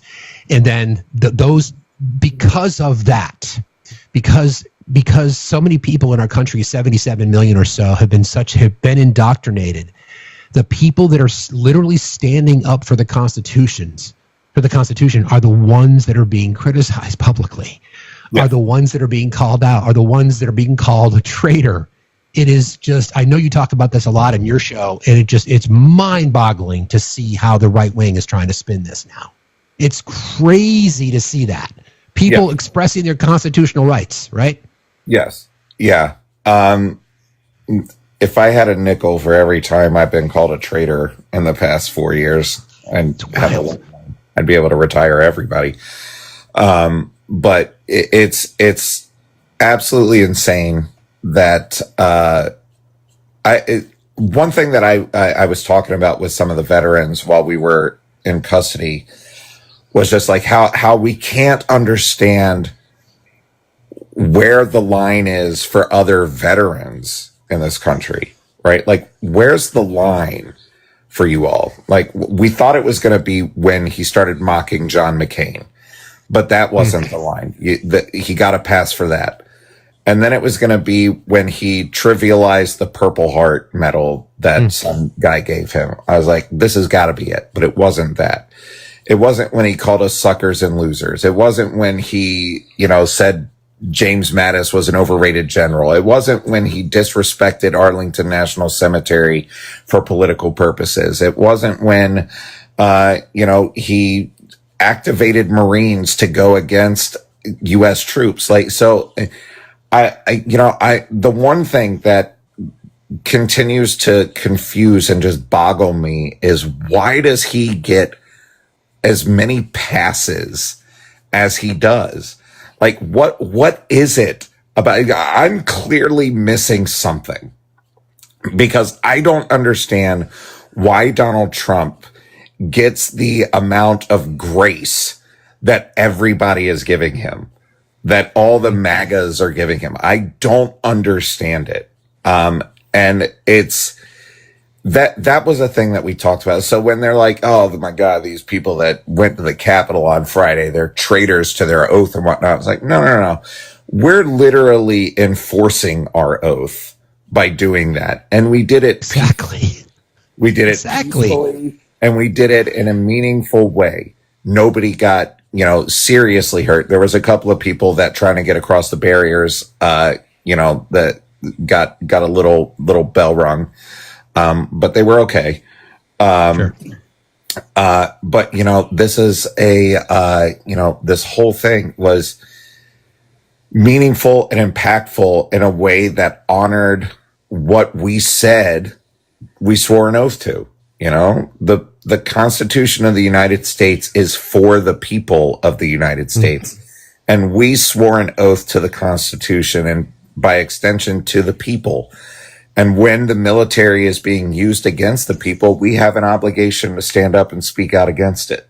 So, yeah, and it's interesting because sure, go ahead. Sorry, Felice. Yeah, I just want to say when Matt, the first time we spoke on the phone, like, we had a conversation where you kind of talked to me about how you really understood your privilege, and that's when I was like, damn, like, it's not that I didn't like you before that. I did like you. I usually watch people before I'll agree to speak to them. And I was like, I knew you were a good person, but when you kind of effectively communicated to me, not just even about being in the military, but that you understood, like, having daughters and having watched what your wife went through in childbirth, and like that you sat in this amazing privilege being a white man, and any way that you could use it makes me, I'm almost gonna cry thinking about it, because and Dr. Danny and I, when I had heard you were had been detained, I think you were still detained at that point, I was texting her and I said, and she's like, I don't know whether to laugh or cry, because sadly I think this is necessary. And she's like, and it looks like you were right about Matt. Like everything he said he was going to do, he's doing. And like, I, as a woman, appreciate you standing up for people that can't stand up for themselves. So thank you. That's been my whole thing. My contribution to this isn't to be an ally, it's to be an accomplice, right? I recognize that as a straight white man, veteran in this country, I have privileges that are going to insulate me from, bigger retribution that other people don't have. And so if I can use that in a meaningful way to progress this country forward as best I can, then that's what I do. I've constantly said when talking to people that nobody needs my opinion, they need my privilege. And that's what if that's what I can bring to the to this fight, then that's what I'm going to bring, and that's what I'm going to give. And I'm going to do whatever I can to do that. And again, like, why did I do this on Friday? Because it would be pretty hypocritical of me not to. I'm asking everybody else to stand up for what they believe in. And then when provided the opportunity to do it, if I didn't, then why the fuck would I even be here? Why would I even be here? So it was a moment to stand up or shut up, and I stood up. So, and I'm so glad you said that. And I completely agree, Felice, in regard to Matt. I was able to attend 3 separate No Kings rallies around my tiny little state on Saturday. And I'm sure you would agree with this, Matt, knowing who you are. I want opposition to be there. That is the entire point of our Constitution. We want legitimate political discourse. And I'm fortunate to live in a state where people get it. There were protesters. It was 98% radical left Vermont commies. Let's be real. But there were counter protesters there. There were people that had, mass deportation now signs. They were respectful. Isn't that the dominating political party in Vermont? Radical the progressive Vermont commies. Yeah, radical left commies. Yeah, exactly. Exactly, Felice. Yeah. So, but I'm sure you would agree. I mean, obviously we know, I can only imagine how your blood was boiling when you saw the POW flag with Trump's face. But the point is that we do have rights in our country. We do have, we can disagree, and that's what I want to get back to. I want politics to be boring again. Yep. I want to have conversations about policy. I want to be able to move. There's conservatives and progressives. What train are you on? You want to hold things back? You want to move things forward? So when you see opposition, there's nothing wrong with that, right? There's nothing wrong with opposition. Where it gets escalated is what we're talking about now, unnecessarily so. Right. So when you see ops, and I know you well enough to know that, sure, it's different in our TikTok space. Things get heated.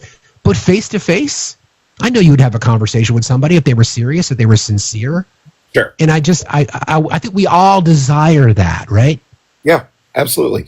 And look, I got heated when I saw that flag because I knew that there wasn't anything that was going to be able to be said that was going to change that woman's mind.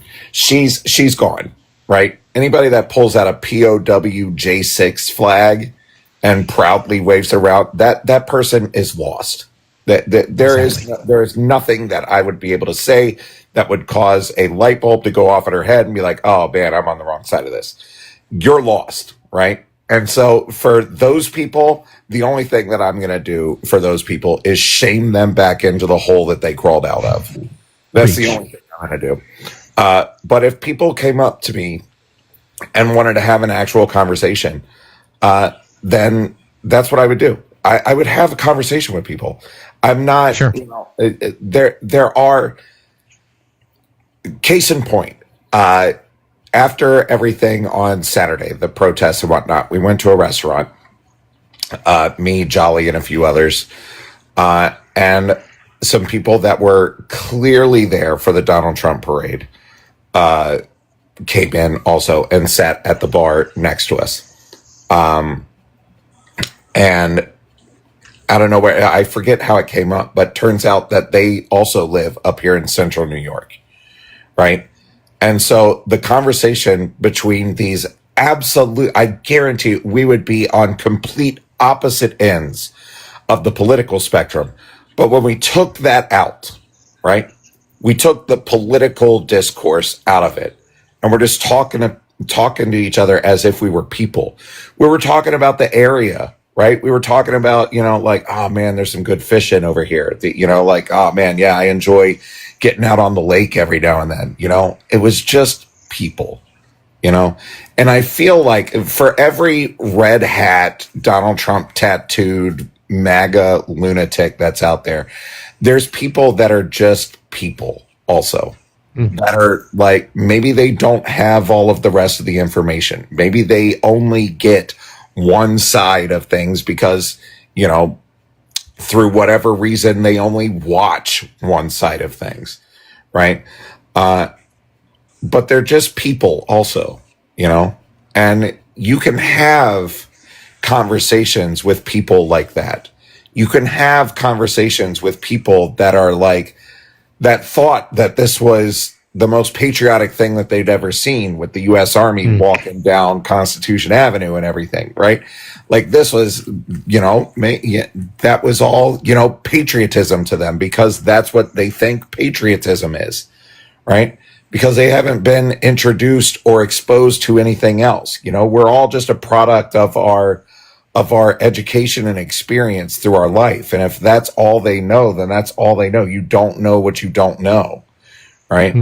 And so those people I can have conversations with, because if they're willing, like, only if they're willing. Right. Right. Yeah. But that's what I'm saying though. Like, when you strip it down, we're just people. Everybody's just living their life, trying to get through as best they can. We've got obviously different opinions on how to go about doing that, right? But they were like, oh man, I didn't know you were in the Syracuse area. That's cool. We're also up there. And I was like, oh, all right. Well, now that I know that, I'll tell you, like, I'm in Oswego, and they're like, oh yeah, it's a beautiful area up there. And it was just a civil, nice conversation about everyday life, right? And I think something that showed me in that moment was that, again, we were clearly diametrically opposed on policies and whatnot. One of the ladies was wearing an NRA hat and shit, and I was like, ugh, gross. But at the same time, I could still have a civil conversation with these people, because again, they weren't the ones out there waving a J6 POW flag. Those people are gone. I'm never going to be talking to those people. But you can have conversations with people. Yeah, I mean, I think that there's a line there, as we all discussed many times, right? I don't think it's on any of us. I don't think it's on any of us to be reaching across the aisle. But if people want to come and learn and try to be sincere and to try to be genuine, I know the two of you would be willing to have those conversations. Yeah, it's like I said, there's no black and white in life ever. It's no this or that. There is nuance in every situation. We're all living in the gray. I agree with you. I walk 10 miles a day or run 10 miles a day. I always talk about it. And these guys have the worst Trump flags, like the hose gotta go, things like that. Yeah. And these are always the guys that are like, you need to get out of the sun. Like, here's a Gatorade. Like, they treat me like I'm like their little. And I always think, like, God, if you knew who I was and what I was going in my house to do right now, right? Yeah, exactly. Would not be so nice to. But the point is they're just they're like, oh, they found a body in the park. You really got to stop running over there. Like, you know what I mean? Like, they just love me, and it's just, I always think, like, it's so funny how like neighbors are neighbors, and it's sad that we've reached to this point of division over a grifting guy who paints himself orange every day. He was super orange on Saturday too. I don't know if y'all saw any of the pictures. Like, God, yeah, when he could keep his eyes open, yeah, you could really see the orange when he had his eyes open. I guess my last question for you, and I'm sure Felice has some, but now that we saw, I guess the estimates are coming in between 8 and 11 million people for No Kings across the country. I think there's been some conflicting reports about numbers, which again, so it seems like 8 to 11 is kind of the number that most people are talking about. It's approaching that 3.5%. Yeah. My question that I always ask, Matt, is like, what's next? In your opinion? What's next is that this can't be a one-off. If we had between 8 and 11 million people that were out there, we need to have 8 and 11 million people out in the streets again today. We need to have 8 to 11 million people out in the streets tomorrow. Like, if we want to see some change in this country, if we want to see something happen, then we can't just, we have to be doing something every day. It can't be, listen, 8 to 11 million people showing up on, a Saturday, is fantastic. That's great. We didn't save anything on Saturday, right? No. We showed that there is momentum for this, but we can't let that momentum stagnate. We have to continue to keep going. And so, what's next is you need to figure out, what you can do and what you're willing to do, and figure out where that intersection is there, and then start doing it every day, and don't stop until things change. That's the next step. We always speak of it in terms of do something, right? I wanted to share this before you left. 2 questions. First, from our family, what did you think about service members marching, specifically active duty marching? Was it like a malicious compliance thing, following orders? Did you have any thoughts about that? Trying to separate the fact that it was called the celebration of the anniversary of the U.S. Army. Did you have any, initial reactions when you saw that? Exactly. I think it pointed out something very important about the United States military, and that is that this is why we don't do military parades, because it looked embarrassing. It did. It looked absolutely embarrassing, and it's not any fault of the active duty service members that it looked embarrassing. We don't train for parades in the military. That's not what we do. That's not our goal. Why does North Korea and China and Russia look so tight and aligned and on point when they're in their parades and whatnot? Because that's all they do. That's all they do, right? You're the threat of death or disappearing your family. Exactly. Yeah, that's all they do. So, when I watched these guys walking down, the road in front of Donald Trump, I was like, God damn, it just looked bad. It just didn't look good, right? It was just not a good look for the United States military, right? Yeah. I was in London recently, and I happened to witness the changing of the guard, and the Gurkha came in to replace the British Army who was there. So they're changing, and the Gurkhas were all the same height. You could not tell one apart from the other. They marched in perfect unison. I mean, they trained for this, but to your point, it just didn't. It looked awkward. It looked really awkward.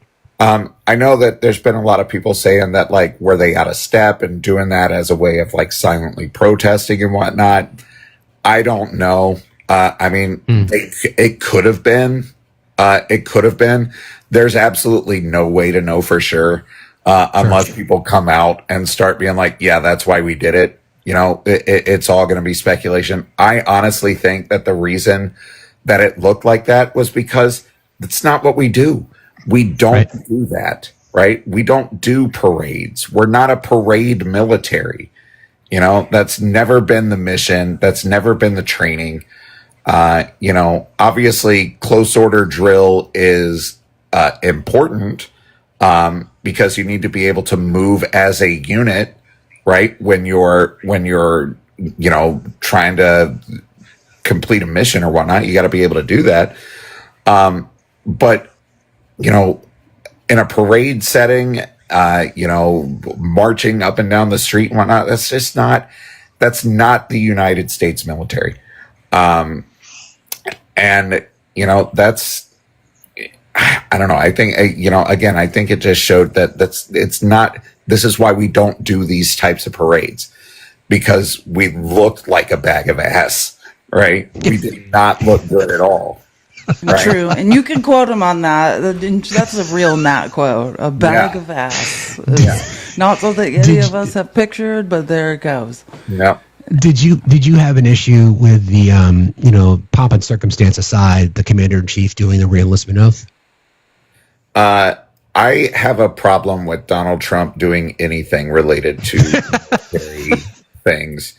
I have a problem when he stands Went up. to military school in junior high or something. Isn't that the same thing as being in active combat? According to him, he said that he's got more knowledge than most of the generals in the military. So, Totally. Let's get a phone call. There you go. I had a phone call. No, my problem is this though. If that military, what did they say they reserved? It was like 20 to 40 million for that military, or allegedly. I don't know where the. Like I think it was like and 45 million. If you care about the military, then why not give that money to veterans? Do you know what I'm saying? Like, that's all I can think is this giant waste of money because a man who says men shouldn't be wearing makeup and gets up every morning and puts a bunch of makeup on poorly. It feels insecure today. So instead of giving 40 million to veterans, we're going to march around like idiots. Yeah. It was not the parade itself it was just gross. It wasn't fun to watch. It wasn't, it was just embarrassing. And then Donald Trump barely able to keep his eyes open during the whole thing. And, the whole thing, start to finish, was just an absolute embarrassment for this country. And I hope we've learned our lesson that this isn't what we do here. As it relates to what we're talking about, there's new reporting. This is reported on by The Guardian. My mods just shared this with me. Extremely disturbing and unethical. New rules allow VA doctors to refuse to treat Democrats and unmarried vets. Have either of you heard about this? I have not. So Department of Veteran Affairs says the changes come in response to unmarried vets. Comes in response to a Trump executive order defending women, as they say. Doctors at the Department of Veterans Affairs hospitals nationwide could refuse to treat unmarried veterans and Democrats under new hospital guidelines imposed following an executive order by Mr. Trump. The new rules, obtained by The Guardian, also apply to psychologists, dentists, and a host of other occupations. They've already gone into effect in at least some VA medical centers. Medical staff are still required to treat veterans regardless of race, color, religion, and sex, and all veterans remain entitled to treatment. But individual workers are now free to decline to care for patients based on personal characteristics not explicitly prohibited by federal law. Language requiring healthcare professionals to care for veterans regardless of their politics and marital status has been explicitly eliminated. Do you know what executive order that is? I'm about to look it up. I'm reading that there's a Guardian article called Extremely Disturbing and Unethical New Rules Allow VA Doctors. Yeah, that's the title. That was the one I was just reading. To treat unmarried veterans. Department of Affairs says the changes come in response to a Trump executive order defending women. Does that mean that you're saying veterans need to be married to get medical care? Apparently.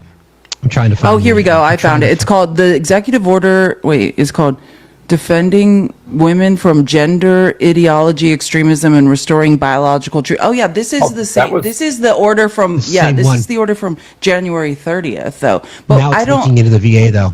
But I'm not, I guess I'm just not understanding. Are you saying that male veterans who served in combat need to be married or they can't get medical treatment? Or are you saying I guess doctors and other medical staff can also be barred from working at VA hospitals based on their marital status, political party affiliations, or union activity. Documents reviewed by The Guardian show the changes also affect chiropractors, nurse practitioners, optometrists, podiatrists, licensed clinical social workers, and speech therapists. In making the changes, VA officials cite the president's 30 January executive order titled "Defending Women from Gender Ideology, Extremism, Restoring Biological Truth to the Federal Government." The primary purpose of the executive order was to strip most government protections from trans people. The VA has since ceased providing most gender-affirming care and forbidden a long list of words, including gender-affirming and transgender, from clinical settings. Medical experts said the implications of rule changes uncovered by The Guardian could be far-reaching. They seem to open the door to discrimination on the basis of anything that is not protected legally. More to come on this. I want to know what those documents are. Exactly. That's reviewed. It's just it's the executive order from January 30th, defending women from gender. That's what they're citing in the Guardian article. It just says they seem to open the door to discrimination on the basis of anything that is not legally protected. It says that doctors could refuse, and this is just personal, it sounds like, if doctors could refuse to treat people based on their reason for seeking care, including allegations of grape or SA, current or past political party affiliation or political activity, and personal behavior such as alcohol or the devil's lettuce use. Until recent changes, VA hospitals' bylaws said the medical staff could not discriminate against patients on the basis of race, age, color, sex, religion, national origin, politics, marital status, or disability in any employment matter. Now, several of those items, including national origin, politics, and marital status, have been removed from that list. I think what it's saying is if you're married to a woman or you're a man married to a man, they can agree to discriminate based on that, right? I think that's what it is. Yeah, it has to do with same-sex. Or I mean, if it's up to the individual, if there's obvious political affiliations connected to your treatment, and you may not necessarily agree, it seems like you've got covered to deny care to that person as well. Veterans. Nice.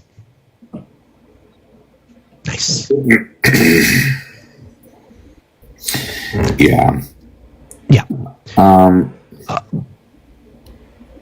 I'm still because they said that this is stuff that's been done at some. They have already gone into effect in at least some VA medical centers. Like, correct. I don't know. I'm trying to. This all just I don't know. Something's just like.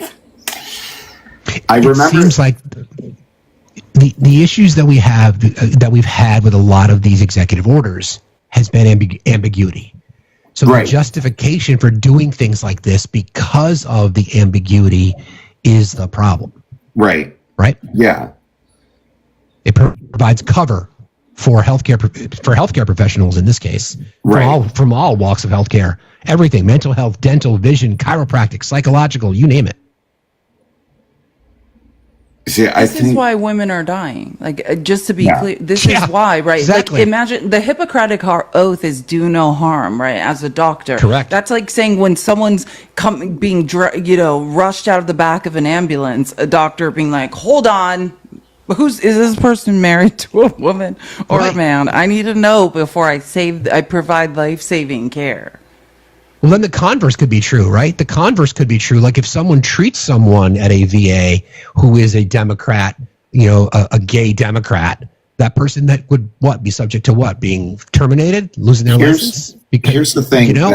Here's the thing that I'm like, I don't know. I'm kind of cautious with talking about this right now because in the second paragraph of the article it says the new rules obtained by the Guardian. So. The Guardian. Again, we're checking it. Yeah, the also applies to psychologists, dentists, and a host of other occupations. They have already gone into effect in at least some VA medical centers. So when I read that, I'm like, okay, so these are new rules that the VA has implemented in at least some VA hospitals, right? In relation to this executive order that Donald Trump put in his first week in office, right? So I want to know what those rules are. I want to read. That's what I want. I want to read those rules. Totally agree with you. I think that's exactly the point, though. The fact that it's so vague, so ambiguous, and open to interpretation, I think is exactly the problem, right? Yeah, exactly. It's exactly the problem. Yep. No, the executive order that Donald Trump signed was vague and not very clarifying. And I don't know. I kind of feel like this article is kind of playing the same game. It's a little vague and not very clear. Oh yeah, I don't disagree. I don't disagree. I think you're absolutely right. But I think what we've learned during the era of Trump is that where there's smoke, there's usually fire. Oh yeah, especially as it relates to something like this. There is within the past week, there's precedent of this happening. I mean, when he went to Fort Bragg, they did, who did you vote for? Where are your political leanings? And they cultivated that crowd behind Donald Trump of people that support Donald Trump, and they weren't fat.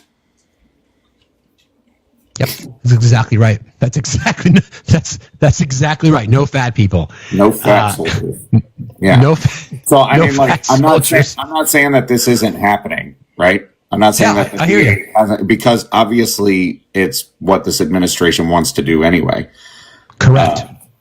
I would just like a little bit more meat. I just think if you are in any way involved in the medical profession and you've taken the Hippocratic Oath, then it goes against the Hippocratic Oath fundamentally to deny people care based on any of this. So yeah, I would just be shocked if anyone would follow through with this. Yeah.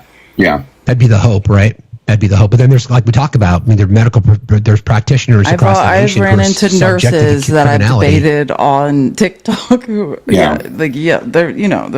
They're out there, but I would say reread the Hippocratic Oath. I will say that, and again, this is totally anecdotal, so take it with a grain of salt. Every VA employee that I have interacted with has been concerned about this administration and what they're doing at the VA, and are solely there to provide care for veterans. So, I'm not saying that there aren't doctors and nurses and psychologists and administrative staff out there that wouldn't, that would follow along with some stupid regulation against, political ideologies. But everybody that I have interacted with, they're focused on providing care for veterans. And again, like the VA, this is what I'm talking about. Like the VA doesn't pay well for the people that are there. It doesn't, there's not a lot of support, and there's always conflicting information. And that's on purpose. And that's why there's such a high turnover rate at the VA. So the people that are there and the people that have been there for a while, those people are there because they want to care for veterans. I'm wondering if this is going to change, like the intake process, questionnaires. This is the point of this vagueness and ambiguity that we're talking about. Like if they do decide to change intake and they ask you who you voted for, right? Yeah. And you don't answer, then do they have the right? Do they have I'm not going to say right. Do they have the protection to discriminate? Right. Is the question, right? Yeah. That would be what, if this is where it's literally headed, I would be more concerned about people that are coming into the VA as new hires, new doctors, new nurses and whatnot, under this new, quote unquote protection of discrimination versus the people that are there currently. Exactly. Yeah. Yeah. Well, and I just want to say this is already happening outside of VA hospitals to women. It's not like it's not going to be every person. What happens is just a woman is seeking life-saving AB care or whatever, and someone and I'm talking about the maternal health desert in the South now, like in say Alabama or Georgia, can say, on the basis of my own personal beliefs, I'm not helping this person, right? Like if you needed an esthetician to do a procedure, that person that would make it so that surgery was painless could say, I'm not doing this on the basis of my own personal beliefs. It's just like a chance for every, and then you essentially can't, because it's not just you need the person to do the medical procedure. You need nurses to assist during it, and then you need an anesthetist. And if any one of those people can say, hey, I'm not really feeling this because I don't support who this person is or who they voted for, blah, blah, blah, that's where we're headed, right? Yeah. Yeah. No, absolutely. Aaron Parnas reported on that same story as well. Just letting folks know that there's more. I'm trying to find some more information, but again, I think we don't need to beat it at horse. Concerning. It's absolutely concerning, and it's definitely something that everybody needs to be paying attention to, because this is clearly what we said that they were wanting to do anyway. Right. Absolutely. This was what we said the Trump administration and his regime was going to do. when if he got back into the White House. So am I shocked that this is happening? No, absolutely not. I ain't shocked by it at all. I'm completely No, and to Felice's point, this has already been happening to women. Right. We already know it's been happening to marginalized communities. So this is just another example of just another area, the sanctity of veterans and the right bullshit hypocrisy for years, claiming that they are the party to support freedom in veterans when it's just been one of the biggest lies that's been told to the American public, without question. Yeah, 100%. Yep. Well, dude, I'm so grateful that you're safe, obviously. I know it's been quite a 72 hours for you. Probably feels like nine weeks. Is there anything else that you'd like to share? Anything you want to promote? I don't know if you're going live later. Anything you want to get out there to people as a way just to say, whatever comes from the mouth of Matt, so to speak, the word of the gospel, so to speak, from Matt. I don't know if I'm going to be. I might be live later tonight. I'm probably not going to go live at my normal time today because I'm still trying to recoup. I got you. And rest up. It was a long drive yesterday. But what I will say for anybody that is fired up right now, don't let that fire dwindle. Keep feeding that motivation to stand up and do something. Whether it's, let me put it this way. There is no action that you can take right now that is too small, right? Every action is a good action to take. If the only thing you can do right now is hang a sign in your yard, then hang a sign in your yard. If you can call your representatives, call your representatives, call your senators. If you can go to their office, go to their office. If you're one of those people like me that's willing to jump a gate and get arrested for a night, then do that. Keep it peaceful, but keep it meaningful, right? That's the key. Keep it peaceful, but keep it meaningful. And there's nothing that you can do that is too small right now. Again, I know people see all these big grand gestures that people are doing and thinking that, oh man, I can't do that, so I just won't do anything. No. Take water to people. If you see people that are out there protesting, take water to the protesters. That's huge. If you see people standing, on a street corner, honk your horn at them and throw a thumbs up for support. That's huge. That builds morale. That builds, that builds momentum, and that lets people know that they're not out there alone. And if you feel like you are alone where you're at, I guarantee you're not. You just don't know your neighbors well enough. So you're not alone. That's my latest thing. I want all my neighbors to know me. Like, they've all been like, yeah, I've been seeing you walking around. They're like, I saw you 7 miles from here, like running, and then it's like, I know they're all Trump supporters, but no, I've realized this. I want them all to know me as a human now. I used to never speak to any of my neighbors. I want you all to know I'm a human being that you like. So when you find out what my politics are, when the cops come to arrest me, like, you're going to have to think about that and be like, I've liked this girl. I've watched her just walking around she's harmless. Like, right. What did she do? I've realized that. I want my neighbors to know who I am. I used to not want to, but I want them to know who I am. So they're like, damn, she didn't do anything wrong. All these new friends that Felice is going to make, Matt, there's going to be like 700 people joining us on our camping trip. Only the slowest person has to not make it back. So start making friends with some really slow people, because right now I'm the slowest. So get it over a fence, though. Steve's worried. Steve's concerned now. Steve's like, holy shit. Like I've always said, I don't have to run faster than the bear. I just have to run faster than Matt. That's my goal. If you've ever seen Lord of the Rings, I'm very much like Gimli. Dwarves we're not good at long distance. We're sprinters. So, that's where I'm at. We're useless over long distances. So asked if you could climb. Yeah, exactly. Or you can be tossed if necessary. You know, that would work too. That would work too. I mean, Felice, I'm sure, is up for a challenge. We're glad you're safe, bro. We appreciate everything you do, everything you stand for. Hearts in the chat for Matt. Love for Matt.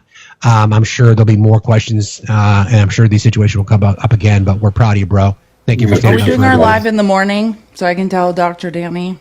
Yeah, I'll be live tomorrow morning. Yeah, I'll be live tomorrow morning. Yeah. See you later. So I'll probably see, tomorrow, 8 a.m. Eastern. Then. If you don't see Matt later today, 8 a.m. Eastern time, we'll be live tomorrow. 11 a.m. Eastern. I'm sorry. 8 a.m. my time. I'm sorry. It's 8 a.m. when I come here Eastern. Sorry. I'm like, oh, that's no, right. Naughty. Don't show up at 5 a.m. No. Yeah, I won't be there. Only Felice does that. If Felice is there at 5 a.m., go talk to Felice. I will not be there. Thank you, buddy. Love you, man. Be safe out there. Okay? You guys. Bye. Take care. What a class act. It's a good man right there. That's an example of someone who he puts his money where his mouth is, his heart where his mouth is every single day. These are the kinds of things we want. Like Matt said, I think it's really good advice. And he doesn't have an expectation that people are going to be, hurling themselves over fences at the Capitol steps to get arrested. But if that's what you feel like you can do, then do that.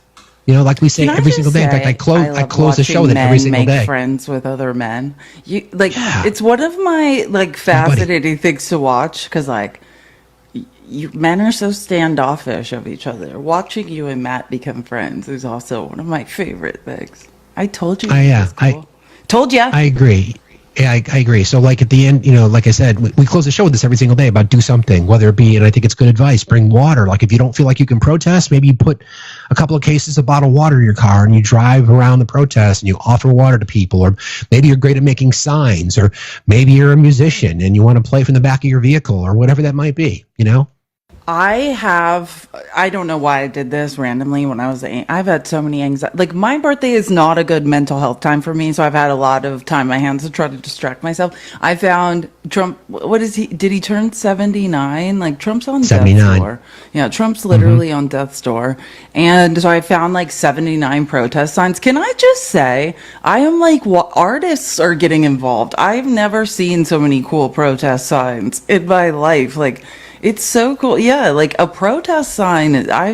Brilliant protest signs. Can I say something? I just have to say some things. Jace, thank you so much for the $20 on Venmo. Thank you guys. It is my birthday. Happy birthday to me. Happy birthday, Felice, everybody. Kira, you have the best name. Lush and I hate it. Thank you for the $20 on Venmo. That's once you get rid of that name, I'll buy it from you. Lush and I hate it is the best name on TikTok. I love that name. It's so British too. That's a British thing to say. Tina, thank you for the $50. This is going to be so awesome. I'm going to get to pay for that stupid camera. And Ronald, thank you for the $25 on Cash App. I appreciate you guys so much. Birthdays suck, especially when you realize your birthday is right next to Trump's, and that's gross. So for all the Geminis out there who are not disgusting people, we need to form a group. So as Matt was talking, yes, everybody, please, let's see it. Let's see if we can at least hit 500K. I mean, it would be awesome with 2 hours left to go on the live. We get another 700K to get us to 1 million in support of Felice's birthday. That would be amazing if you guys could pull that off. We could all That'd be tap incredible. The screen. So much tapping crazy could happen. We can do it. We do it on my live all the time, and there's 400 people in my live. If we get to 1 million taps, so I know it's possible. That'd be fantastic. So as Matt was talking about, this is a picture from the No Kings protest on Saturday. That's Bernie, in case folks didn't know. So again, I'm very, very privileged to live where I live. There's no doubt about it. Easy access. And this is the greatest story ever. First of all, this was in the town of Stowe. I went to Underhill, Stowe, and to Waterbury. And between the three of those rallies, probably 2,500 protesters, all 98% were in support of the No Kings protest. But in typical Bernie fashion, had two socks that were miscolored, and he was driven up without security, without fanfare, in a Subaru, and got out, walked up. The mic stopped working at one point. He scrapped the mic, just started screaming to folks. So again, I'm privileged to be able to live where I live. And I know that's not as people don't have that ease of access to their elected officials as I do here. But I think my point is that small towns, rural communities, urban communities all across the country showed up yet on Saturday, and it was really, We're that close really to great him? to see. Oh yeah. I would have made a it was run like for front it. row. Well, I worked for him years ago. I know that, but I might have still. Yeah, I mean, it was fun. I have video too that actually, when he walked by, we kind of did a little like an acknowledgement, and I was hoping, because I've been working on trying to get some screen time, and it just didn't work out. And Saturday there was just too much going on, but that's to come. So that will be happening. And Felice and I've already talked about it. When that time comes, that will be quite an interview when we pull that off. Okay, let me go back to the show's topic.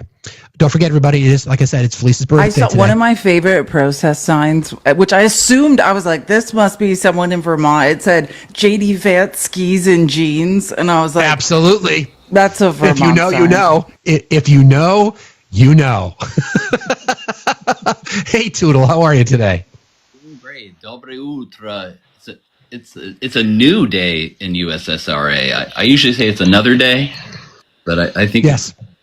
I think after these 72 hours, and I mean, you've just barely touched the tip of what's happened with the show, but last like 7 trying to touch too many tips these days. But go on, Toodle, tell us. Gross. I'm sorry. It's my birthday. Forgive me. Say whatever you want. It's your birthday. I think in this last 72 hours, and even the last week, I think we've crossed the Rubicon. I think we're officially in it now. I think with authoritarian fascism, it's here. I agree. We talk about this in terms of, the rise of. Never mind the rise of. We need to sunset fascism because it is here. When we have these parades, call it whatever you want, call it in celebration of the U.S. Army. I mean, it's coincidence, sure, but whatever. It's just not what we do here. It's just not what we do. It's here. I mean, it's here. It's overt. They're not even hiding it anymore. And a lot of people have been saying this in the chat this morning. The statement that I read from Trump regarding ICE and empowering ICE a bit more. Oh, that's cool. This is all Stephen Miller. He's the one. This is all Stephen Miller. He's writing a lot of these True Social posts. Trump doesn't know what the fuck's going on. It's Stephen Miller. It's Russ Vought. It's the Heritage Foundation. It's that whole group of people.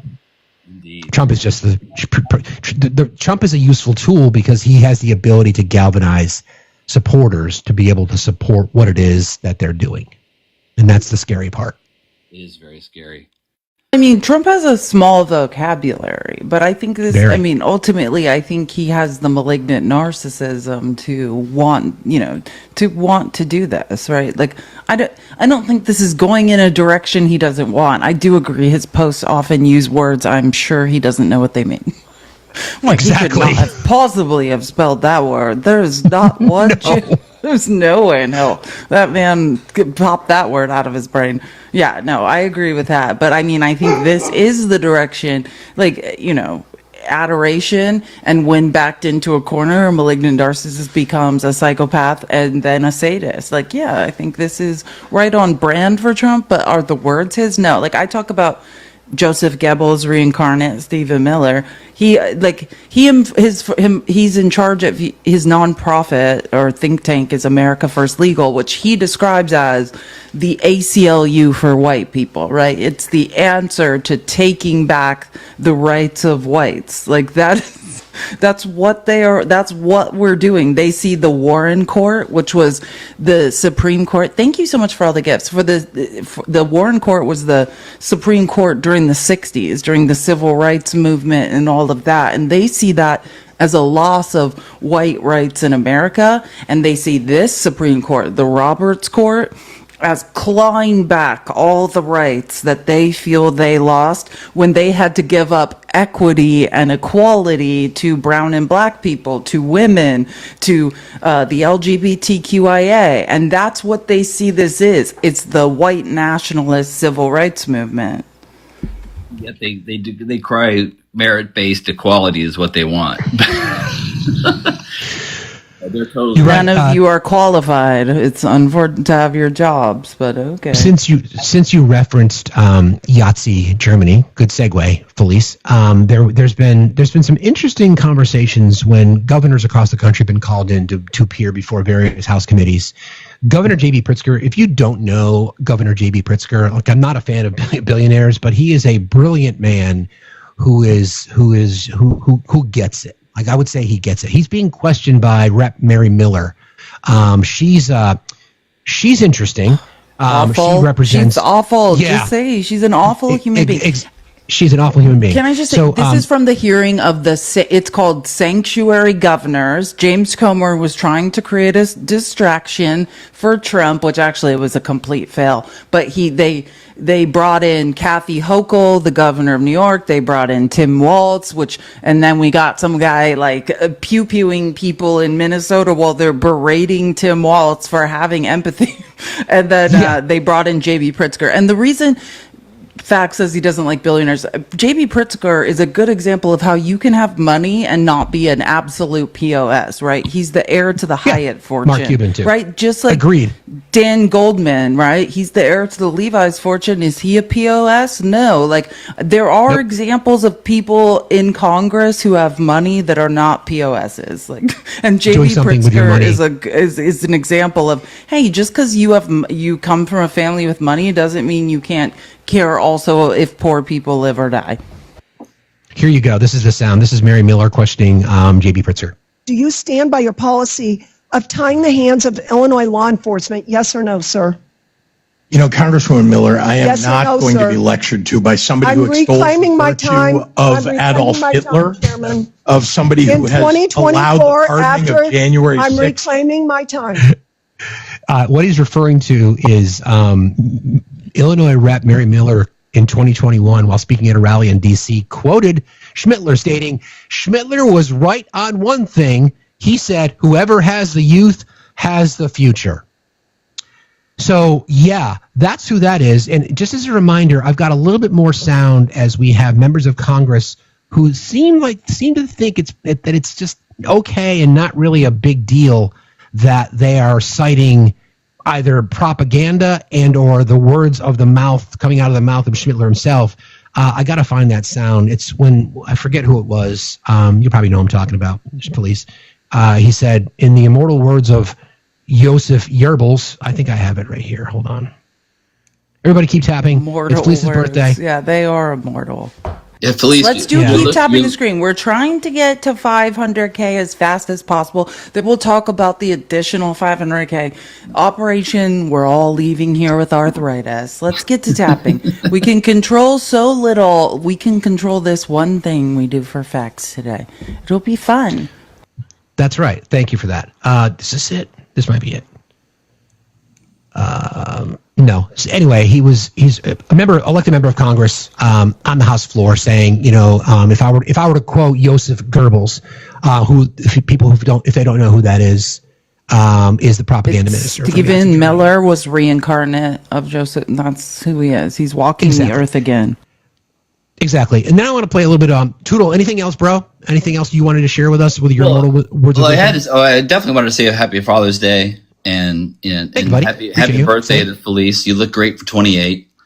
27. So young. It's the arrested development. It's a psychological issue that makes me still think I'm a child. A lot of people on the internet are suffering from it. I mean, of course, I have a ton of too. things to say, of course, but I think the only thing I really wanted to bring up about what Matt said was like, what do we do? And I think at the minimum, you describe some great things like bringing water and making signs, but even at like the minimum, just keep telling the truth against them trying to change objective reality, because that's what they're doing. Is they want us to not believe our lying eyes, and they're going after reporters at protests to stop them from documenting it. They're firing pepper spray and canisters and then hurting them because they don't want the truth to come out. That's why they lied about the Padilla arrest or detainment or not arrest.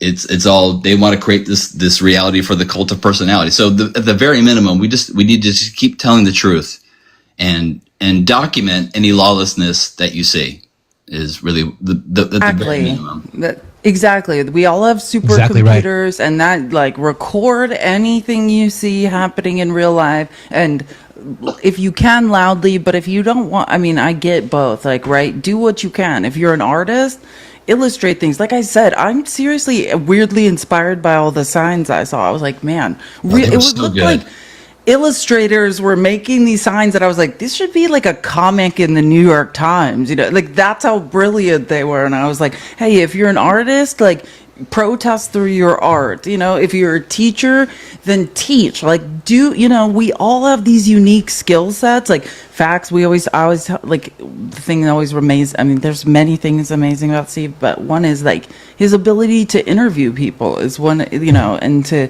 make things about other people and ask the right questions is beautiful. It's just understand what we're all good at different things and see what you can do to use that, right? If you're if you're an engineer and you can code and you can hack, then it's time to break into some people's emails and humiliate some people. Exactly. Do it. Exactly. Cause good trouble wherever you can. Well, I'll head out, and since we're on the brink of WW3, my Doctor Strangelove exit seems even more appropriate now with Will Slim Pickens on the bomb. So I'll see y'all later. Love you both. Love you too, buddy. Funny. See you later. I love you. Bye, Pitt. I'm so glad I met Tootle. You're the best. I found that sound. So this is. I was gonna say, I think I'm almost there. Yeah. Here you go. Hold on. From Sorry. Goebbels. By time, a direct quote from Joseph Goebbels. It is the absolute right of the state to supervise the formation of public opinion. And I think that may be what we're discussing here, and yield back. Gentleman yields back. With that, the representative from Texas, Ms. Johnson, is recognized for 5 minutes. Wait, who said it? Thank you so much, Mr. Chairman. I want to respond to what my colleague from Texas just said. When you're quoting Joseph Goebbels about the role of state in the public debate, we have a big problem. Isn't that right, Mr. Quitz? I mean, that's alarming as hell to me. Yeah, you think so? It's representative. Don't even know. Like, he probably thinks he's just quoting you know what I mean? Like, these people can't find their way out of a. I mean, either abject idiocy or bigot who thinks he's funny. You pick. Representative Self from the great state of Texas, literally reciting the Keith German Self. propaganda. Gross. Yep, exactly. He's disgusting. So there you go. So J.B. Pritzker had a little bit more interaction this time with Lauren Boebert, who I think is second on Felice's favorite list after Nancy Mace. And I've got some sound from Nancy Mace. I played this on my live Thursday. Oh, yeah. Poor Lauren Bobo. Oh, I know. So this is J.B. Pritzker going toe to toe with Lauren Boebert. No Pritzker. Here we go. Sure. I find it hard to believe that you're lecturing us about peaceful protest. Look at what happened January 6th here at the Capitol. No, what we're seeing in LA is an insurrection. You want to talk about an insurrection? This is an absolute insurrection. You don't understand what insurrection is. When people are trying to overturn an election here at the Congress. I started this off. You were here. They were attacking you, by the way. I would expect the same. I'm answering your question. It is outrageous. You are asking. Is it peaceful when you're the one condoning to destroy of people who attack private and government property right here at our Capitol? So Bobo looking for attention. Bobo's been quiet recently. You know, Felice, I haven't seen her around as much because obviously when she does speak, she speaks things like that. So yeah. J.B. Pritzker out there. She get real quiet leading up to the midterms. That's the smartest thing. If I was her campaign manager, I'd be like, "Do not speak." Now I want to play some. The election. I want to play some interesting examples of.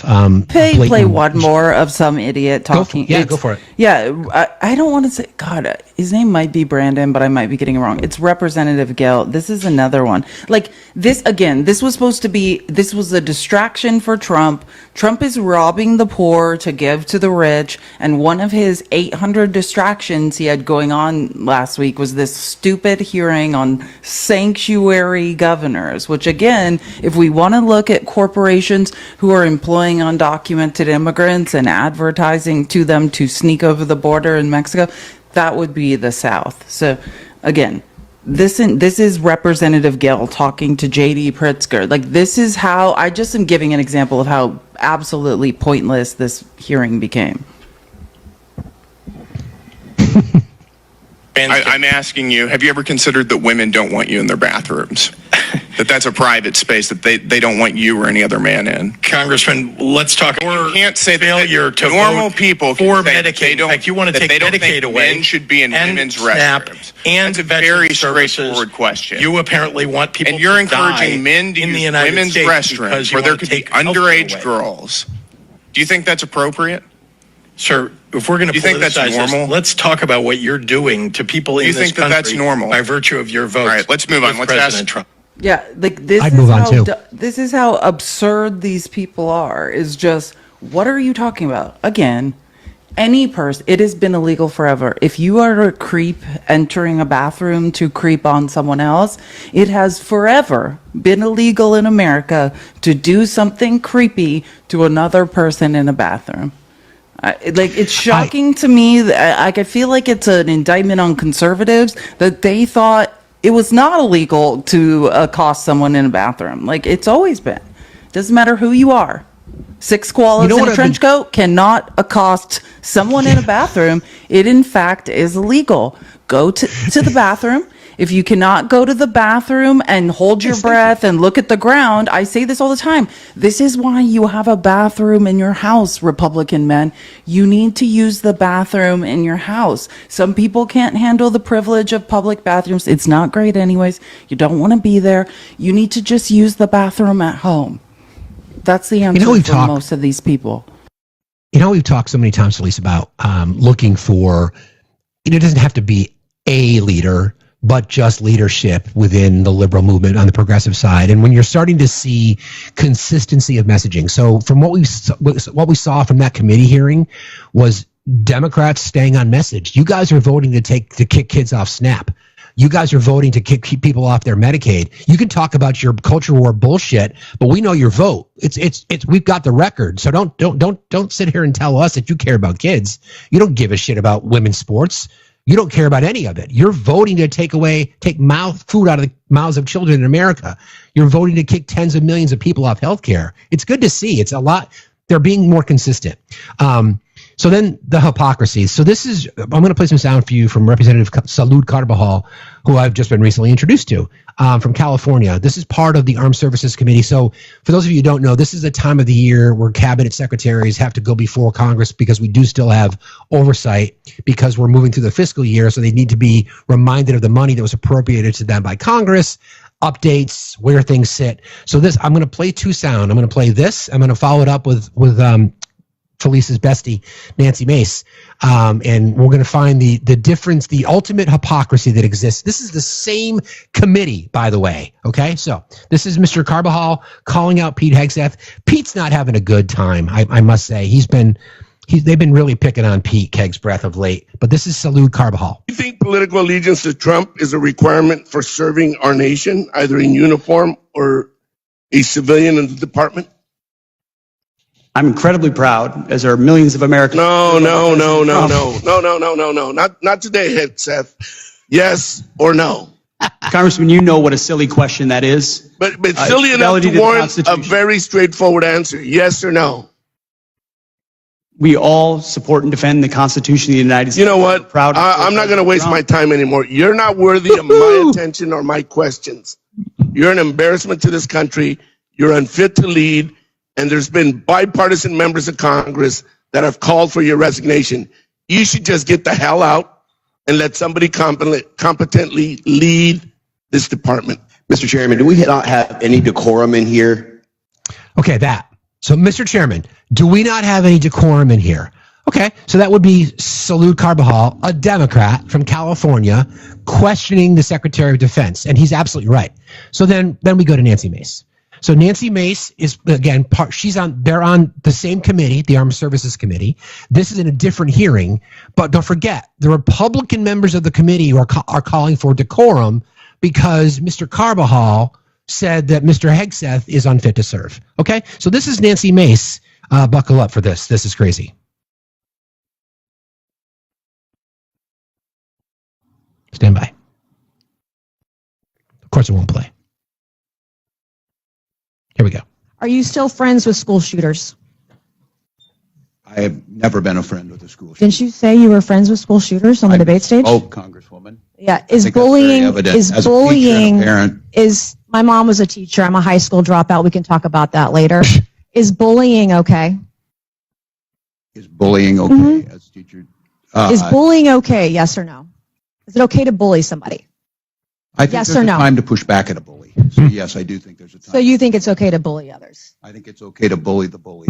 You're showing that the Democrat Party is the party of violence. Were you at Tiananmen Square? Have I been to Tiananmen Square? I have. Were you at Tiananmen Square? I have been at Tiananmen Square. When were you there? Oh, as I recall, January of 1990. Okay. What is a woman? What is a woman is the question. I'm not sure I understand the question here. That. What do you want me to say? I want you to say that a woman like me is an adult human female, that men can't become women. You guys are the party of violence, and you're the party erasing women. You don't respect us. You're a bigot. You're a misogynist. You're a sexist. Where's the call for decorum? Where's the call for decorum? How come members of the Republican Party who seem to care about decorum within their hearings, where's the call for decorum? Mr. Carbajal was saying, Mr. Hegseth, I believe you're incompetent. That warrants a call for decorum, but Nancy Mace calling a governor a sexist, a bigot, you don't care about women, right? Right. So where's the decorum? Justify that, you fucking fascists. Sorry. Oh, it was way worse than that. Representative Palmer said that everyone who had been subpoenaed, the governors, Hochul, Walz, and should be tried for unaliving. Exactly. And then AOC was like, "What the are you talking? Like you're now threatening to charge these people with murder, like that." And then Palmer's like, "Oh, I retract my statements." Margarine Taylor Greene, who's a melting stick of butter, fake butter, was screaming at the people that that Kathy Hochul should be tried for unaliving, the governor of New York.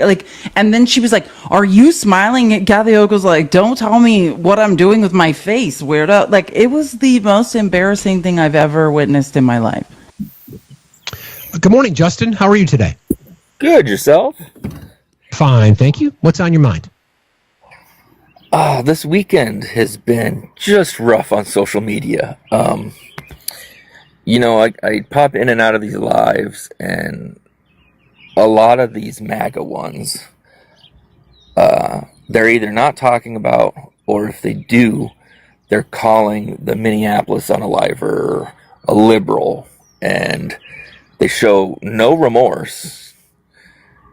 And when I try to state facts like, well, it's been proven that he was more MAGA, I get ridiculed and threatened, and I think it all stems from that DC Caplano guy.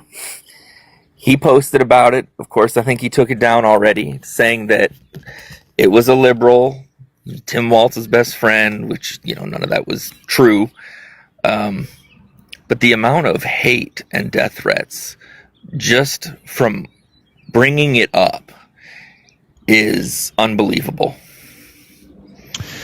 Yeah, again, we talk about this a lot, Justin, and you're right, that the right will attempt to justify anything they can. They will spin it any way they can. They will allow people like the older millennial to influence them, or right-wing spaces, whether it be podcasters, Benny Johnson, Fox News. It doesn't matter. They will attempt to try to spin this any way that they can to shine a light off the fact that this guy actually had a hit list that included elected Democrats, pro-choice advocates, people who are, abortion providers, care providers. You can't make it up. And then when that's presented, they'll say, well, that's fake news. And then when you have the law enforcement saying there was a manifesto, they increased security for elected officials in Minnesota, they say that's just liberal lies. So this is the world that we live in now, which is why we talk about this a lot, because I don't trust the legacy media. Nobody should. I believe in the integrity of journalism. There's a big difference. But this is the spin that we get now. So yeah, you're right. You're right. Don't relent on the truth, though. Don't relent on the truth. Don't ever relent. That's the thing is I want the truth. I feel that so often now, I can say things that I disagree with about my own community, but if they're not allowed to say anything bad about their leader or who they have in charge, or they'll be out of the club, whereas I'd rather just have honesty. That's what a cult does. I appreciate you jumping in today, Justin. Thank you for being here. Appreciate you being here. You have a good day. Nice to meet Be safe out there. What a lovely house. What a great looking deck. I need a deck in my life. I wish we could all be on his deck together. I was going to say, one of my, how they said, he had no King's flyers. I found this guy I follow on X, who's a genius, made such a great thread on this, but he had no King's flyers. Yeah, he also, he also was pretending to be a police officer, right? He was pretending to be a lot of things, probably to get into protests, to unalive people. Yeah, that's correct. He was a Waltz Dam appointee. No, those low-level business councils are nonpartisan. Dozens and dozens of business people serve on them, and they try and make them politically diverse. You often don't meet the governor until some meet and greet or meeting. Most meetings are run by a staffer or a chair who forwards the committee's feedback, and you get a little signed piece of paper saying signed by the governor saying you were appointed. This is not like being appointed to something real.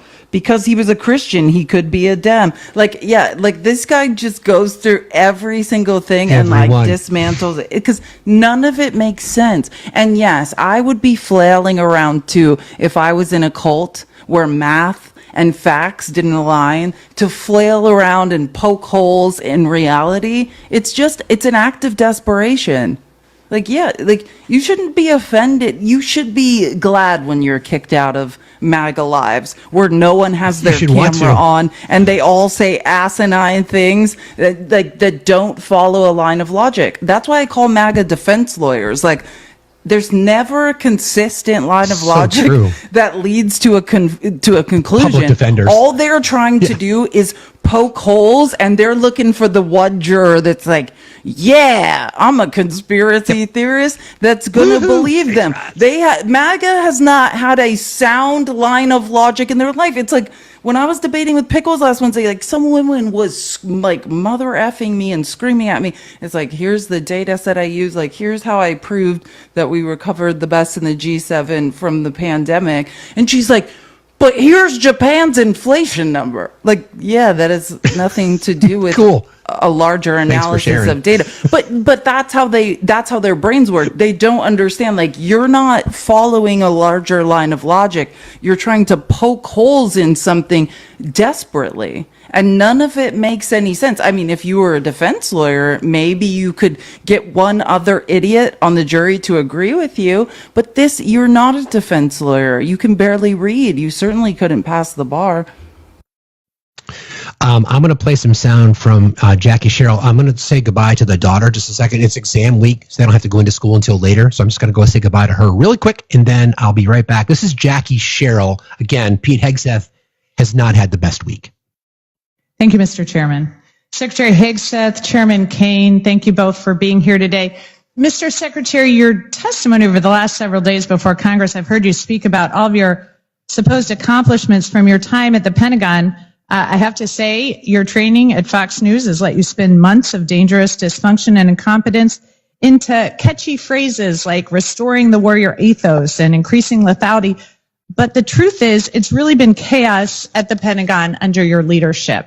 You've clearly shown you're unable to manage the Department of Defense, but what I'm most concerned about are three specific areas: your operational incompetence, your managerial incompetence, and your budgetary incompetence. So let's start with operational. According to news reports, in your first week on the job, you got confused in a National Security Council meeting and thought President Trump wanted you to stop all aid to Ukraine. In a well-functioning administration, you would have asked for clarification before making that seismic policy shift, but instead you ordered vital military aid heading to the front lines turned around, costing the U.S. millions of dollars and depriving Ukrainian soldiers of equipment they needed to fight Russia. So, Mr. Secretary, can you explain how exactly you misunderstood such a monumental presidential order? one of many fake news headlines we've dealt with. So President Trump told you to halt military aid to Ukraine on January 30th? This, by the way, is Jackie Sherrill, Navy vet, helicopter pilot. As is often the case, highly ideological and very ill-informed reporters love to speculate about things they know nothing about in order to spear President Trump and myself.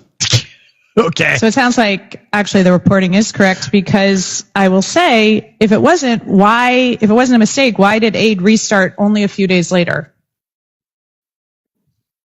Again, we would take complete issue with what would some call reporting and others call a hatchet job. So why did aid start just a couple days later? I'm saying the reporting is inaccurate, ma'am. I don't think that's correct. So let's move on to your managerial incompetence. I think we can see why you misunderstood the president, because you're obviously misunderstanding my questions. I love her. So these are examples, right? The reason we play this stuff is because it's important to know of the incompetence within the administration. And you can see the line of questioning. It points right to the fact that you're in charge, my guy. You're supposed to know this stuff, and you don't. And you're incompetent. Scott Bessent can't answer questions about what tariffs are. Howard Nutlick can't. Thank you, Felice, for that. Can't answer questions about basic economic factors. Linda McMahon thinks it's A1 steak sauce and not AI. I've got some despicable sound from her since we're here. I'm gonna play. Well, I got to do this first because I think this is really funny. As somebody who used to work in TV news, I had to learn a little bit about, and radio news, I had to learn a little bit about weather forecasting and the process. I would like you to listen to the sound coming from Mr. President, because he was interviewed about the parade, but it goes deeper. So I think we can all laugh for a moment, because this is kind of hilarious. So I'll just play this for you real quick. By the way, guys, it's Felice's birthday. If you're just joining us, let's see if we can get her to 20K. Today's the day. Celebrate Felice. We can also see, while we're doing it, let's see if we can get to 500,000 likes. I appreciate that. Here we go. Last night was a tremendous success with a fantastic audience. It was supposed to rain. They gave it a 100% chance of rain, and it didn't rain at all. It was beautiful. And so I asked, if they gave it 100% chance, right? 100% it was going to rain like crazy, and it didn't rain at all. How did they predict 100 years out and 50 years out or 200 years out? They didn't do too well, the weather people, last night, but it was beautiful. Okay. So when you forecast, you are forecasting for an area. So when you say 100% chance of rain, it is the forecast area. Now, depending on where you are, your area could be 200 square miles. Hey, that's cool. Thank you. 50 square miles. I love that. I've never seen that before. That was wild.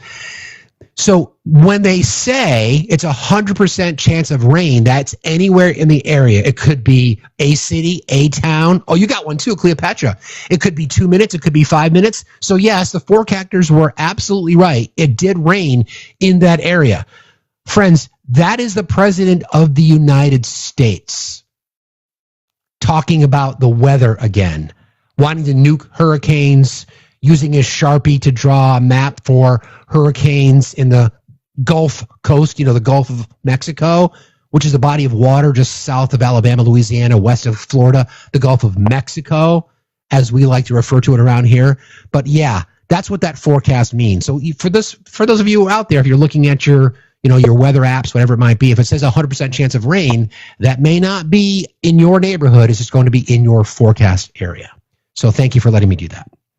All right. Someone asked if I've seen Russian state media mocking Trump's parade. Oh yeah, I haven't found one that's actively translated. So if I played it on this show, you could understand. But yeah, I follow all those accounts that are translating Russian state media. But that's.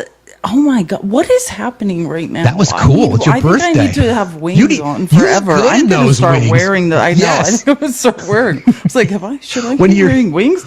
But I was going to say, I just want everyone to know those Russian state media accounts that people are translating. They mock Trump every single day. It is every day they're like, this useful idiot, like can't read, can't figure out, like we're laughing at him. Like, it's not just his embarrassing military parade. Every day, Russian state media mocks Trump. Every day. And they show like risque photos of his wife, and they're like, look at this girl. Exactly. I was just going to say that. It's every day. That's what's funny is MAGA thinks Putin and Trump are friends. Trump's just a useful idiot that Putin is using to further his cyber war and indoctrinate Americans who can't read, and it's working. Yeah, they're all laughing at you, MAGA, 24 hours a day. So, as we've all been talking this morning about the incompetence of the administration and the cabinet secretaries, Linda McMahon, I go after Linda quite a bit because you guys know how I feel about public education. Well, she's being asked again during her reckoning, having to address members of Congress because we do still have oversight in our country. This is interesting because Linda McMahon says schools must hire more Republican faculty. Because Harvard only has 3%, by its own numbers, 3% conservative faculty. Do you think they are allowing enough of viewpoint diversity through that teaching? Where in the statute does it give you the ability to cut off federal funding for a university based upon your decision, your determination that they don't have viewpoint diversity? Can you cite to a statute, an authority that Congress has given you to micromanage the viewpoint diversity of a college? Well, certainly now let's back up. Well, no. I think that's really important. I'm going to answer your question. Can you cite a statute? Because you can't cut off funding for universities unless you have a statutory authorization to do so. So what statute gives you the right to tell any university that they have to have a certain mixture of viewpoints? So here's what happened with Harvard. It's pretty simple. I don't mean to provide being hostile. Well, I have to give you some. I think you have to cite the statute. So again, Linda McMahon, who is quite possibly the dumbest cabinet secretary to ever hold that position, A1 doesn't know what Title IX is, doesn't know what IEPs are, and is now trying to say, well, one of the reasons we're going to justify cutting funding for Harvard is because they don't have enough conservative faculty or staff. No, Linda. I'm sorry, but no. I know you're a fan of Linda Felice. Also there's video. You should see her under oath. She couldn't do multiplication. I can't, she's Linda crazy. McMahon, I can't imagine what it's been like for, I actually feel bad for her in a way. Watch the documentary about her husband on Netflix and you'll realize probably what that woman's been through. But I know. It's so messed up. Like the psychological. I'm not surprised Trump likes those two. Makes perfect sense. Like once you watch that McMahon documentary, it's like, oh, okay, now I get it. Know. It's so freaking scary. It's sociopath. Thank you for helping us get to 500K. So we'll go to noon today. So if we can do the push to try to get us to 1 million, that'd be awesome. Again, it is Felice's birthday today. Thank you for all the love and kindness. Remember, here we are crowdfunded. You want to support Felice, you can see both of our pay apps are above her head, also up here. If you haven't yet subscribed, please consider doing that. Also, we are still raising money for our friend Brett and Nikki. If you want to make a purchase of the t-shirt that says "The Sound of Children Screaming has been removed," that's the first item you'll find in the link tree, which is in Fax HQ, my merch store. It's the first item you'll see. Any and all sales from that shirt started on Friday through this coming Friday. Any and all sales from the proceeds of that shirt will go directly to Brett and Nikki, so it's a great way to help out. You also find their GoFundMe. You also find their Cash Apps available there as well. So thank you very much. You're going to love this part, please.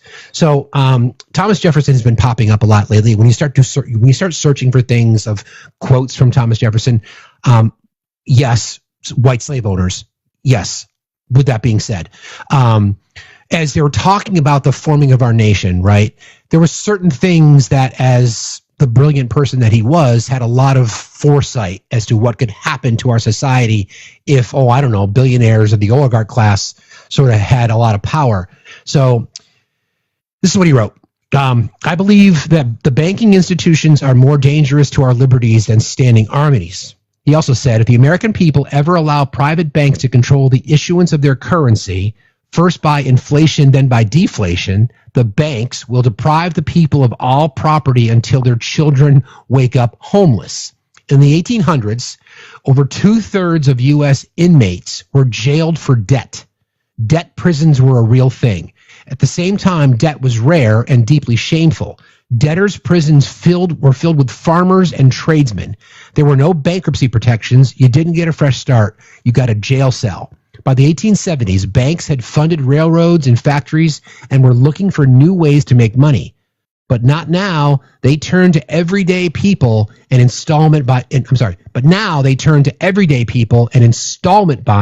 was born. Sewing machines, furniture, later homes, the first taste of modern debt. Small loans, but at the same time, big control. By 1999, consumer credit had exploded. People borrowed to buy cars, radios, stocks, no real safety nets. When the markets crashed, debt crushed them. Banks closed, homes were lost, debt wiped out an entire generation.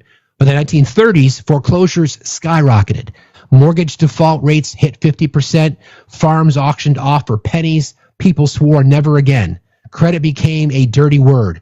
Debt meant shame and struggle. By 1958, the first modern credit card was created. So again, the banking industry, the financiers, the oligarchs adjust the system based on what happens so that they can put more people in poverty. By 1958, the first modern credit card was created, the Bank Americard. Suburbs boomed. Mortgages stretched longer. Buy now, pay later was sold as freedom. Debt no longer equaled failure. Debt no longer equaled failure. It equally ability to buy things you couldn't afford. It equalized ability to buy things you couldn't afford. It was the big banking plan. Credit card debt tripled from 1980 to 1990. Interest rates hit 20%. Reagan deregulates finance. Banks invent ways to trap borrowers. Student loans, subprime lending, etc. Debt becomes policy. Home prices doubled because it no longer mattered what the total price of a house was, but how much you could afford every month. Same with cars. Loans went to anyone with a pulse. Debt fueled profit until it collapsed. 8 million homes foreclosed. Banks got bailed out. Borrowers got buried. At some point, America got $17.5 trillion in consumer debt. An average credit card APR, 24%. Average household debt, $104,000. No home, no degree, still in debt. It's not a bug. It's the design. You're saying Thomas Jefferson said that? Thomas Jefferson was the one that Thomas Jefferson gave the initial quote. Yep. Yeah, the initial quote was Thomas Jefferson. And then who are you quoting after that? This was just an analysis of the banking industry from the mid-1870s. It's brilliant. I was just curious where you got that. I like that. No, I'll send it to you. Yeah. I mean, well, and this is the point. And like one of the things, on the people's receipts are de facto cult leaders, Robert Reich, who's the former labor secretary for Bill Clinton. And one of the things he talks about was, one of the biggest shifts and when we all became slaves to capitalism was when instead of billionaires paying taxes, right? Instead of them paying taxes, they started lending money to the U.S. government, right? And collecting interest off of it. And that was when we are now in debt to billionaires. Instead of saying, you pay your fair share in taxes, billionaires and corporations, now they lend us money, then we are responsible for the interest of that debt. I could not agree more. And that's the point. They'll all lend us something for a while, collect interest off of it, and wait until the next recession. And who benefits? They reclaim all their assets, right? We all foreclose on all of our loans, whatever. They take everything back and benefit, right? The rich get richer. Yeah. I mean, that is the cycle of debt for sure. Yeah. They'll identify a problem. They'll realize that they're not making as much money off the back of the American worker. They'll create a problem. They'll drive up this fantasy of buy now, pay later, 20, 25 interest. I mean, the average consumer credit card debt in our nation right now is $35,000. Average. That's crazy. It's crippling debt for people, which we talk about all the times about how one of the main causes of crime or reasons behind crime is poverty. So if you're faced with a dilemma that you've had to survive and you're looking at your budget, even if you have one, you're looking at your children. You're realizing, I don't know what I'm going to do. I don't blame anybody for ripping off a 7-Eleven, quite frankly. I really don't. You're talking about survival. For sure. You know? For sure. No, I could not agree more. And it's like, in addition to, it was supposed to go into effect like whenever it was, like March, where overdraft fees were supposed to be capped at $5, and Republicans took that away. And what is the other, like, what? Oh yeah, they let medical debt was supposed to be taken off credit card reports, right? Like, correct. If you had debt as it relates to medical debt, it was supposed to not go against your credit score. That's another thing that Republicans have done away with, and credit scores have plummeted now. And why do you think they would want to keep us slaves to some credit score that only exists since the early 80s? Why?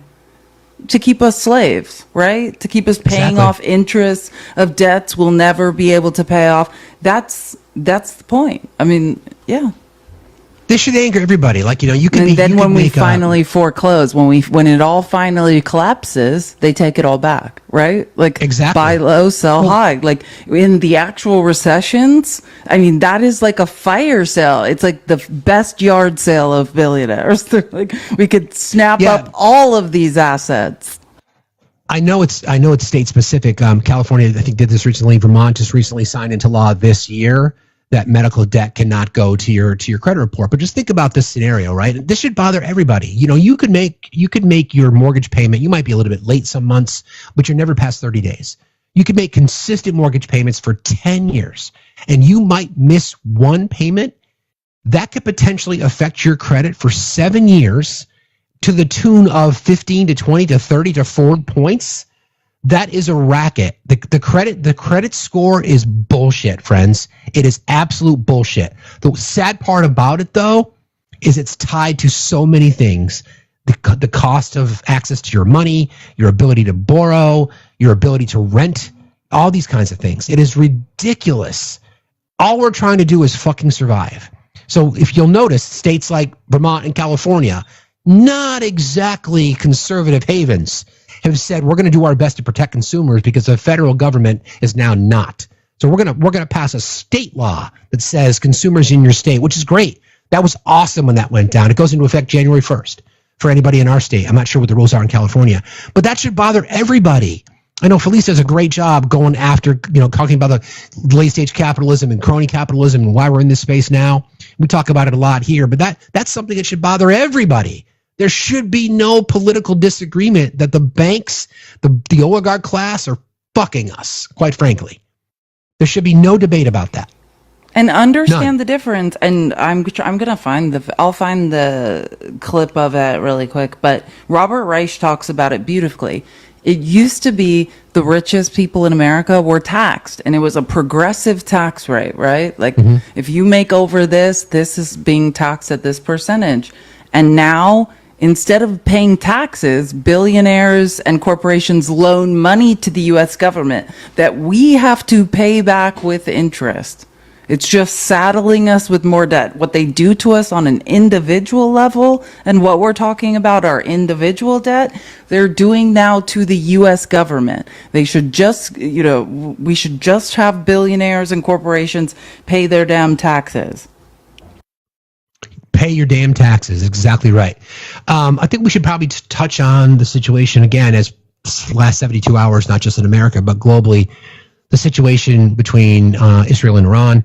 As a reminder, you MAGA were sold a bill of goods that there's no new wars, though he's a peacetime president, peace through strength. Well, apparently that's not very effective. June 12th started with Operation Rising Lion.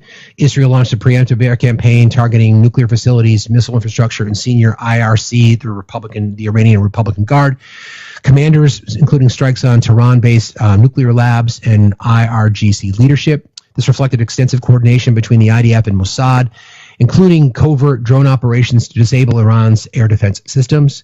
Analysts estimate over 100 sites were hit, with dozens of senior commanders and scientists among the 224 plus that were unalive, with over 1,200 injured. Iran retaliated with Operation True Promise. They still are retaliating. It's still going back and forth. Iran responded with multiple waves of ballistic missiles and drones, reportedly 150 to 350 missiles and 100 drones aimed at central Israel, including Tel Aviv, Haifa, Beersheba, and Jerusalem. Casualties in Israel rose steadily, at least 24 killed, although the numbers have been mounting. Israel's air defense intercepted over 85% Luft ballistic threats and 100 Iranian drones. Iran countered again, escalated with further air raids on missile launchers, energy infrastructure, IRGC, and force command hubs. A major operation on June 16th involved about 50 jets striking 80-plus nuclear and military targets in Tehran. Israel is claiming they have air superiority. Regional escalation included Iranian ballistic missiles salvos, branded Hajj Qasem, killing around 10 and wounding 200. So far, we know over 224 in Iran have been unalived, 1,200 plus injured, at least 24 civilians unalived in Israel, civilian disruption. U.S. and allies. President Trump apparently vetoed an Israeli plan to assassinate Ayatollah Khamenei. The U.S. is providing missile defense support and issuing travel advisories. The EU, G7, and UN have urged de-escalation. China and Russia have offered mediation framework. Russia reaffirmed openness to negotiate nuclear storage deals. And then oil prices spiked by 11%. Flight paths disrupted. Border sanctions laws mounting, including U.S. Senate discussions on war powers. So it's bad. There's no other way to describe it. It's bad. And it's likely going to get worse. Hopefully cooler heads will prevail. But I guess at this point, you have to ask yourself, do we trust our commander-in-chief? Do we trust Pete Hegseth? Do we trust no new wars, Steve, this couldn't be happening. What do you mean? I thought that Trump was such a formidable foe that if he was president, nobody would attack anyone else because he was so amazing and scary. It turns out he's just a guy who can barely form a sentence, who paints himself orange every morning and says men shouldn't wear makeup. Yeah, that's what I thought it was. I just want to point out that no new wars. What the are you guys talking about? We are being dragged into World War III. Israel has never attacked the Middle East in the way they have since Donald Trump was president. Ever. That's correct. No new wars, though, because everyone respects that, man. Yeah. I just want to point something out. Well, because Felice and I do talk on the phone semi-regularly, maybe a couple times a week. I deny it, but he keeps telling people this. She does swear when we talk on the phone, but she doesn't do it on live, which I think is great. So I will fill in the blanks. I will fill in the blanks. True, I do yell. It's much more violent on the phone. That's true.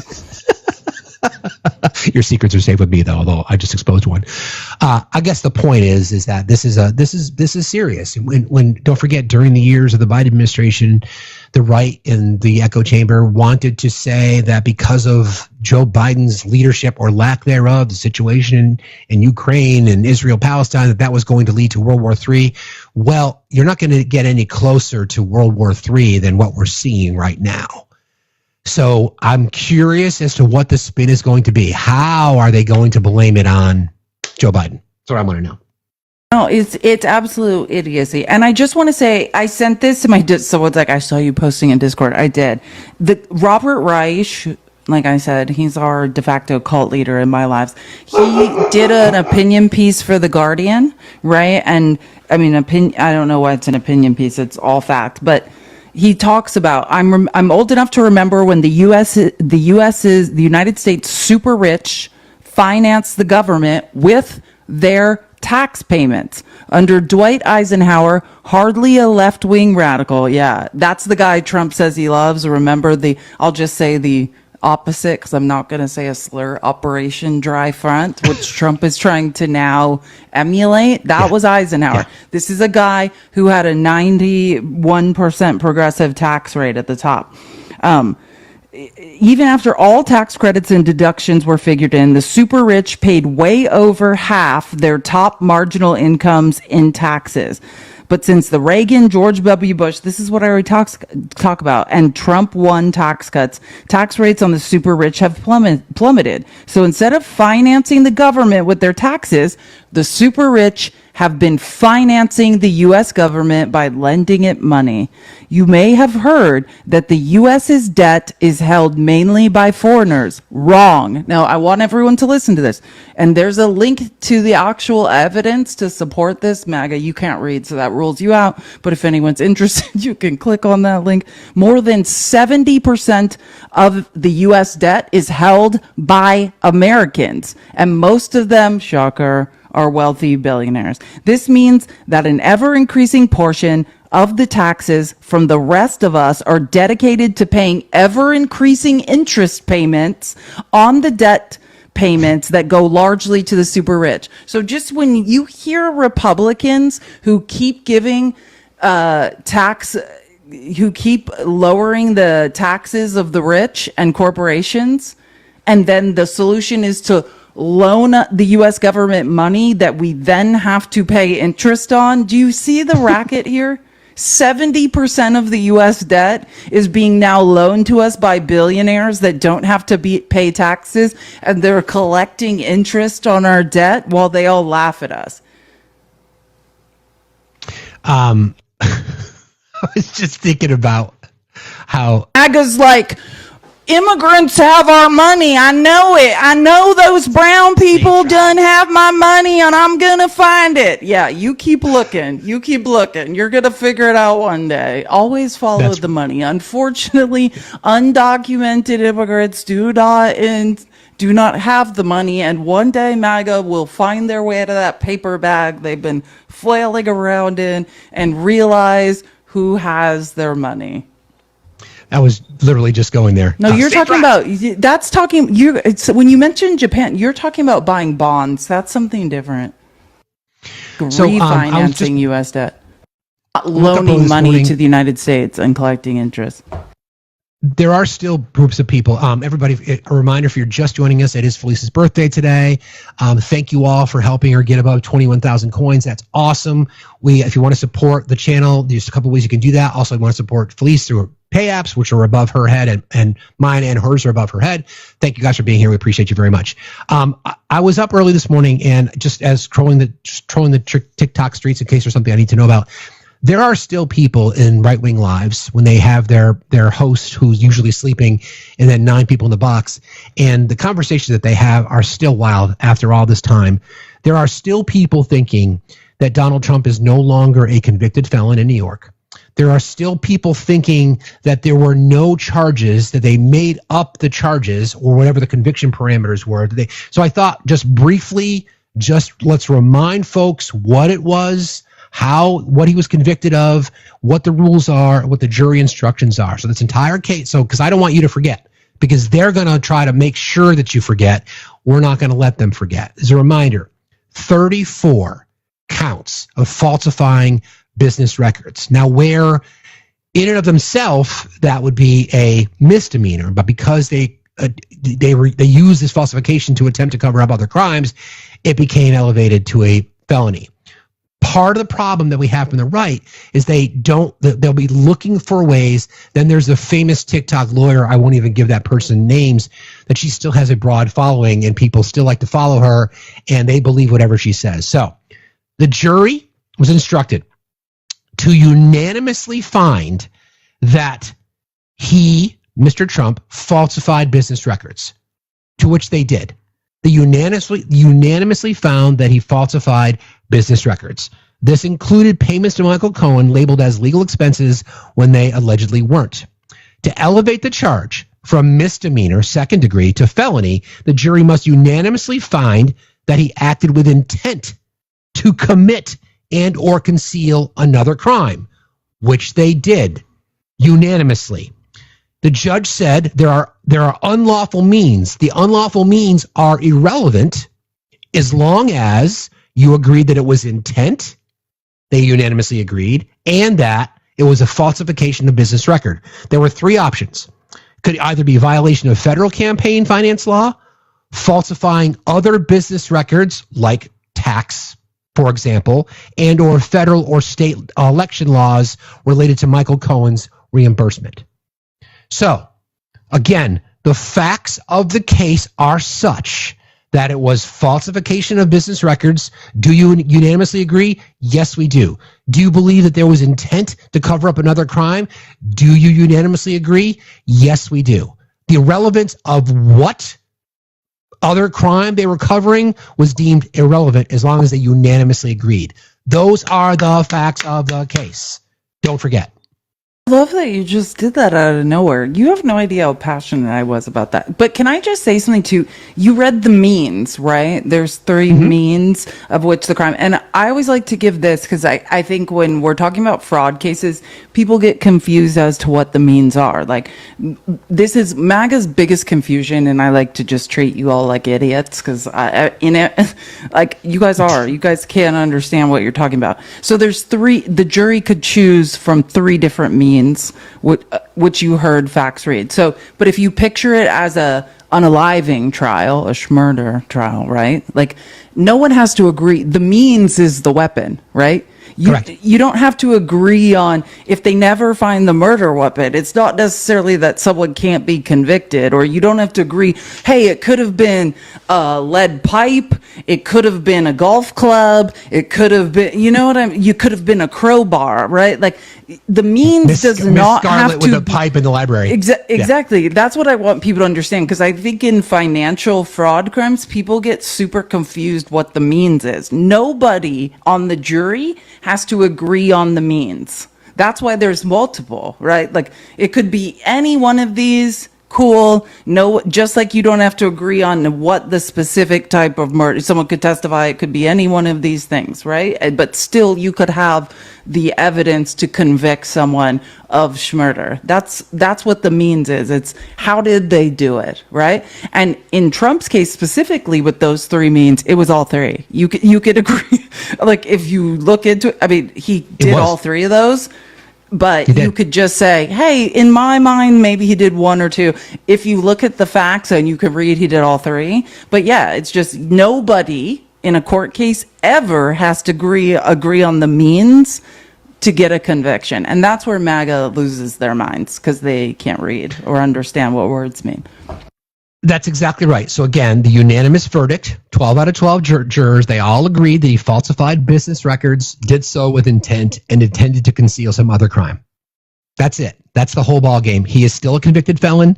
He's not won on appeal. Did the judge just an unconditional discharge, which just means based on the circumstance that you can't put a sitting president in jail? Doesn't mean the case was thrown out. Doesn't mean the conviction was overturned. That is a legal, that is a mechanism the judge has in regards to a sentencing ruling. That is the facts of the case. It's not open for debate. Now, I know MAGA's going to be up in their feelings about it. They're going to try to find, because MOD told them so, and others, that he's no longer a convicted felon. She's lying to you. He is a convicted felon. And he always will be. When did she say that? I didn't know this. When did she say that? Oh, yeah. I didn't even know. Yeah, this is why I have to stay off the internet, because I become so enraged. I want to get. Yeah, I support all women online, no matter how ridiculously facts they are and fact spreading are. Yeah, the problem with a state conviction is that you can only be pardoned by a governor.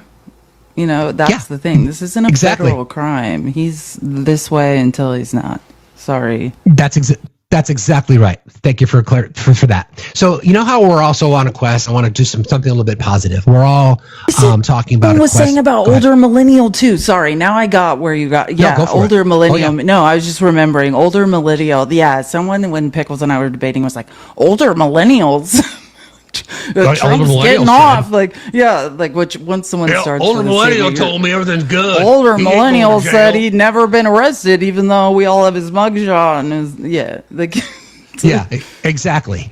So in our quest to try to find leaders, right? I know Felice and I have had conversations about, the next generation of leaders within the Democratic Party. And I with the news of David Hogg leaving the Democratic leadership, which was disappointing, not surprising, because the Democratic National Committee is afraid of progressives. They don't want to listen to the left.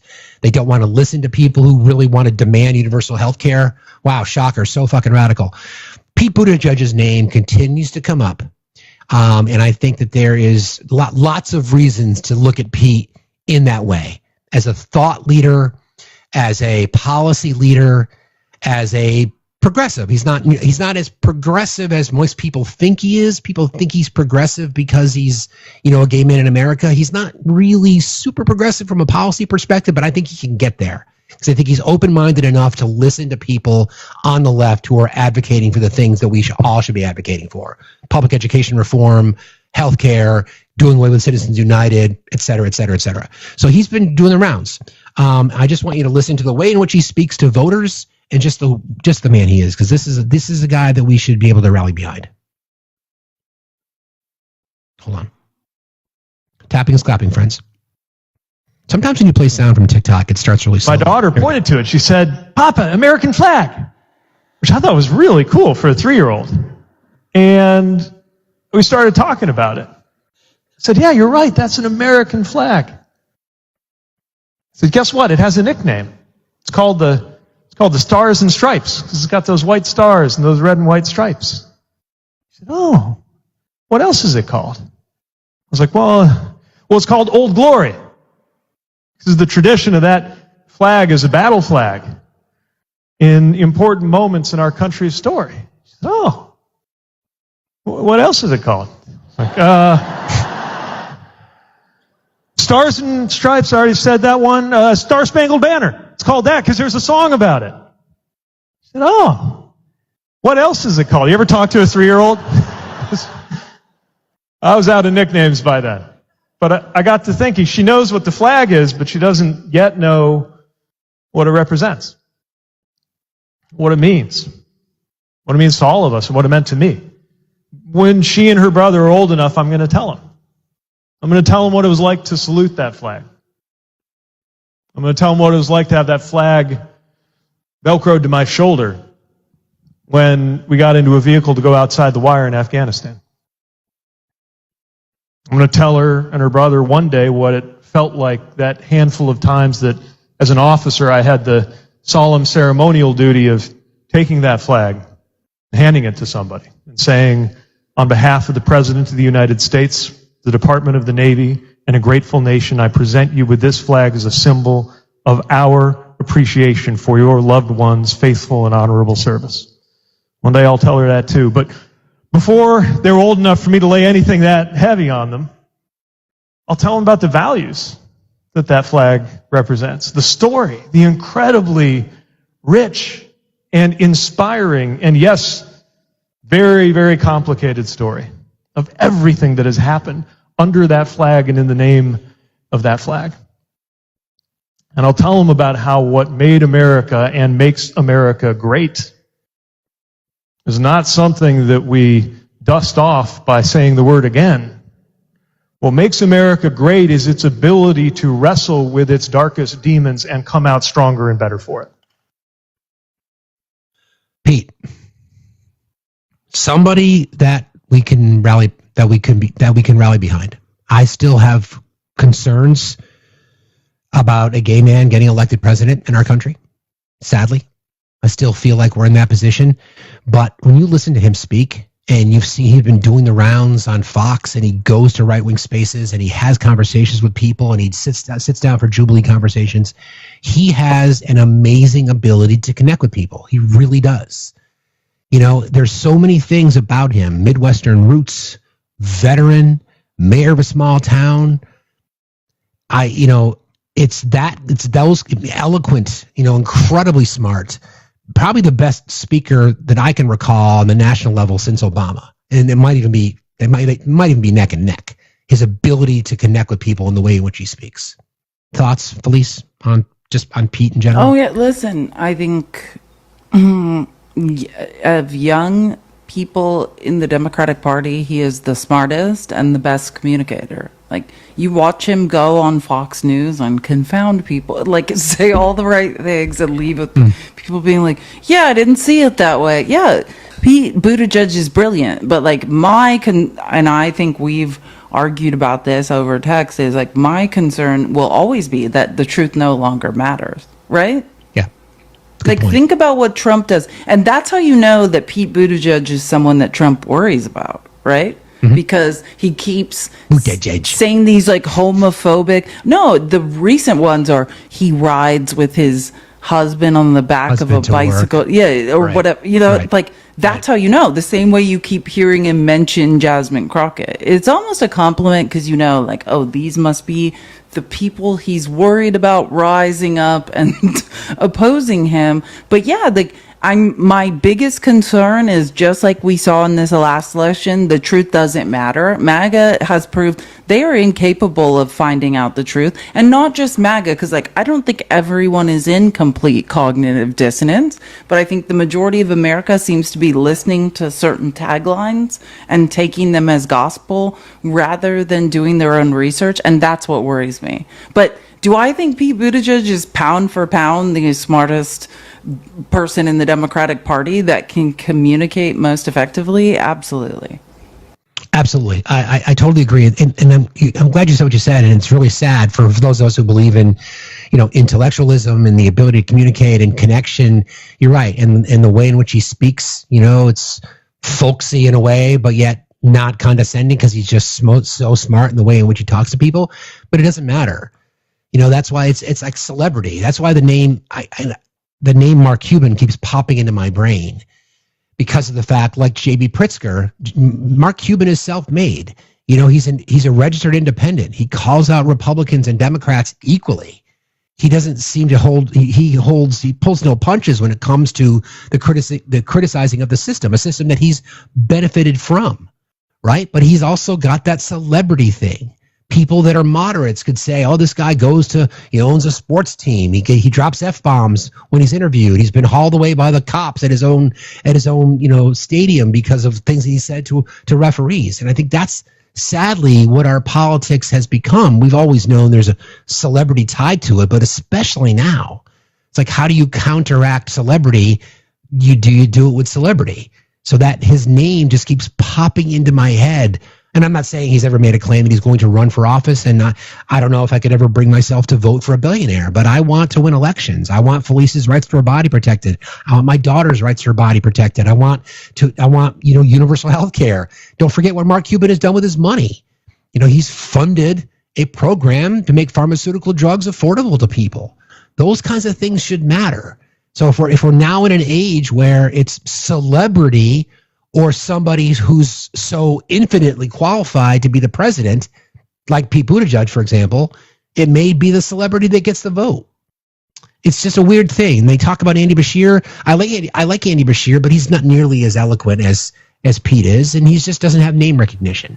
So we're in that space now, right? I mean, he does in the South. Well, yeah, and I guess that would come to polling. I think, no, you know Pete Buttigieg, but Andy Bashir is a legacy in the South. Like this, I agree. You know what I'm saying? Like his family has been known for generations upon generations in the South, and that's why he was able to be reelected twice as a Democratic governor in Kentucky because of his name recognition. I do agree when he speaks, like it doesn't roll off the, you know, he's not as great a communicator as everyone else. Like it's a little bit like discombobulated robot. Like there is something a little bit misfiring there. I have noticed that, but I mean, he speaks to people in the South, right? But anyways, I could go there. I like Andy Bashir for different reasons, but I do think like, I'm overly educated in politics. Like that's why I think, and I hate this because I'll say this, listen, if you like Pete Buttigieg, I know how smart that man is. I know what a great communicator is.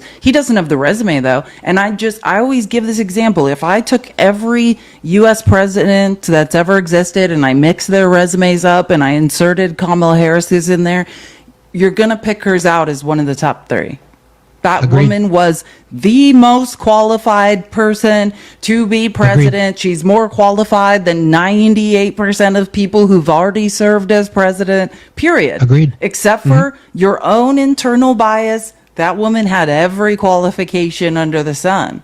Period. Pete Buttigieg doesn't even have those qualifications. He's just super smart, and I know he can do the job and has proved it time and time again. But what I'm saying is like, just as someone who unfortunately comes from an advertising background, I think we need to be really careful. And that's why, like, someone mentioned this in the comments, and I always talk about it, like, I'm like, I'm trying to think of who said this because I don't want to take credit for it. Mark Elias, the guy who comes from Perkins Coie, the law firm Trump's trying to bury, and has still managed to stand up to him and flourish. And now he runs the Mark Elias law firm and handles all the voter challenges in America. Like, he said this. A hero. The difference, a mother effing hero. My brother also hails from Perkins Coie. Now he's just paid way too much to not do anything that matters. But he did also come from Perkins Coie. Anyways, so Mark Elias said this, and it's rang so true with me. And it's like, there's two sides to every argument. That's why, like, on the People's Receipts, I'm always like, hey, I'm just going to present both sides to the argument. I argue with myself in my head, and you can determine what's best. But the difference between the farthest left progressive and the most moderate left Democrat is so small in comparison to any conservative that is elected. So true. That is and so that's true. what Mark Elias is like. If you were doing battle in these courts every day, you would understand that. Like, we have to get over the small differences and understand if we don't elect someone on the left, they might not be the perfect person, but we don't get somebody in office on the left that we cannot recover again.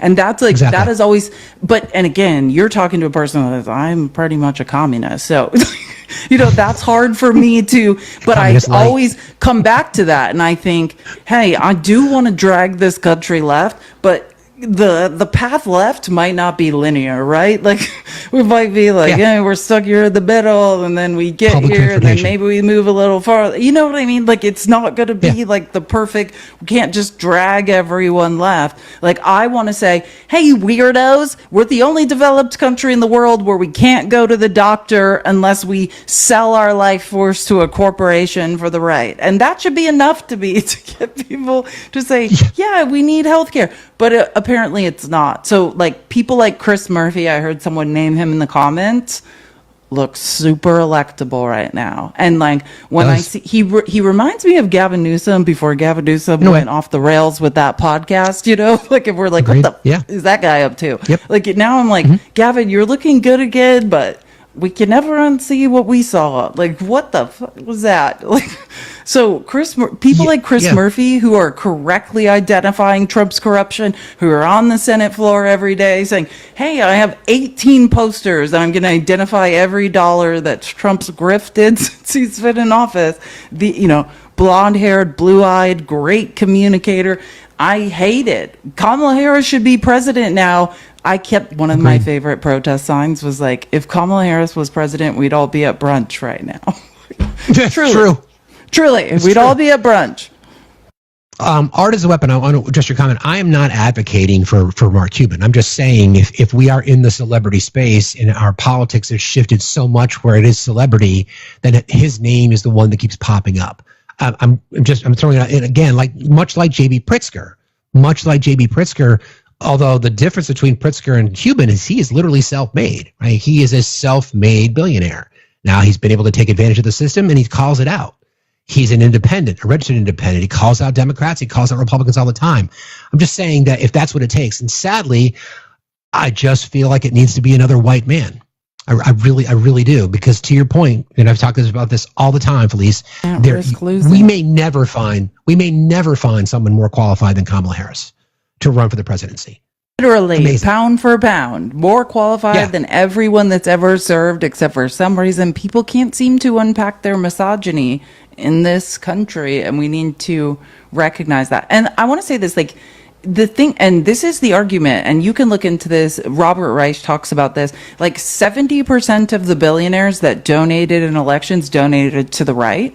And why was that? Why were they donating to conservatives? Because they weren't just donating money. They were bribing people for certain favors, right?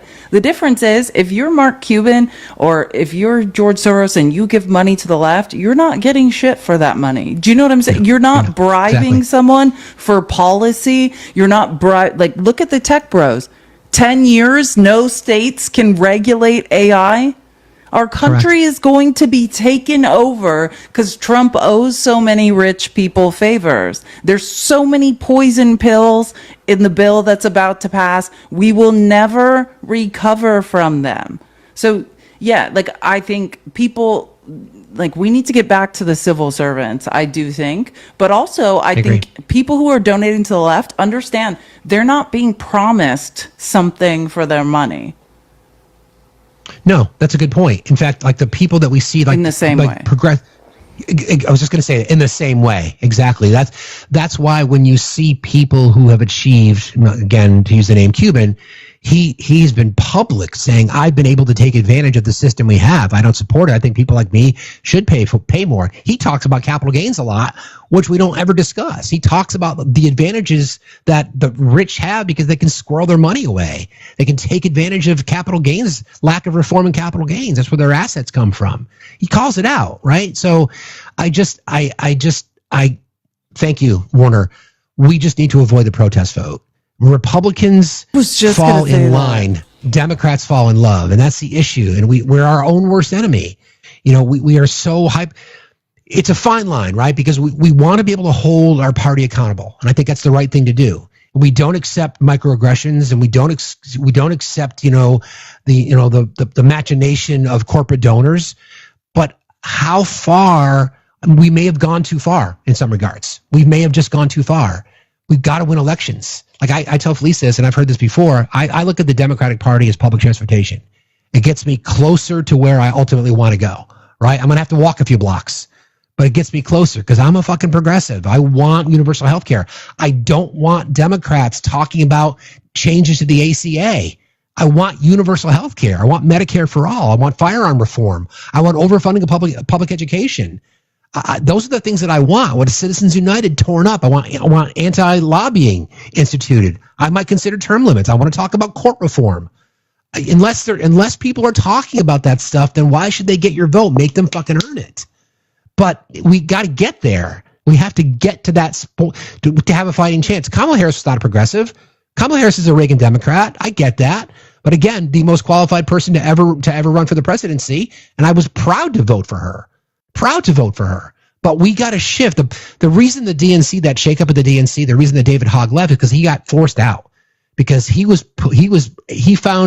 created a PAC and he was funding progressives to challenge incumbents. Did you talk about that? Maybe start and explain to people. Oh, you did. Because I was going to say maybe. I was just going to say you just explain to people what happened and who he was. Because I'm just saying there could be people that are like, who? Like, because because I was having a conversation with that and someone's like, who the hell is that? And I was like, oh, yeah, I thought everyone knew.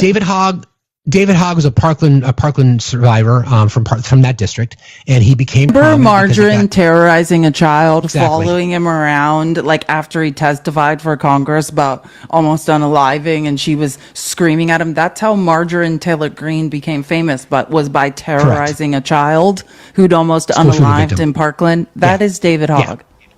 Yeah, so he started to gain a voice, and he's now in his mid to late 20s, 26, 27.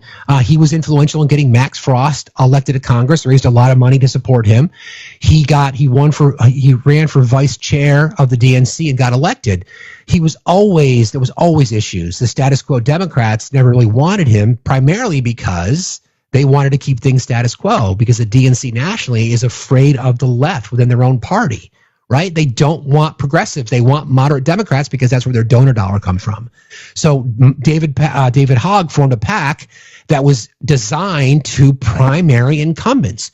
Why would you not want that? I don't want any incumbent to go through unchallenged. I don't care who you are.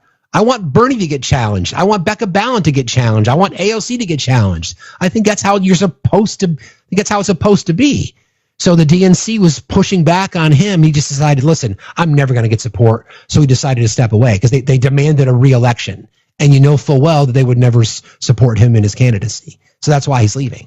It's sad. It's really sad. But that's a summary. But that's the biggest issue. Yeah, no, that's a good summary. And I talk about this all the time because we've had very volatile conversations I have with my chat with the People's Receipts talking about the push toward progressivism. And everyone knows I'm obsessed with Capitol Hill. I was like, I need to understand what the is going on there?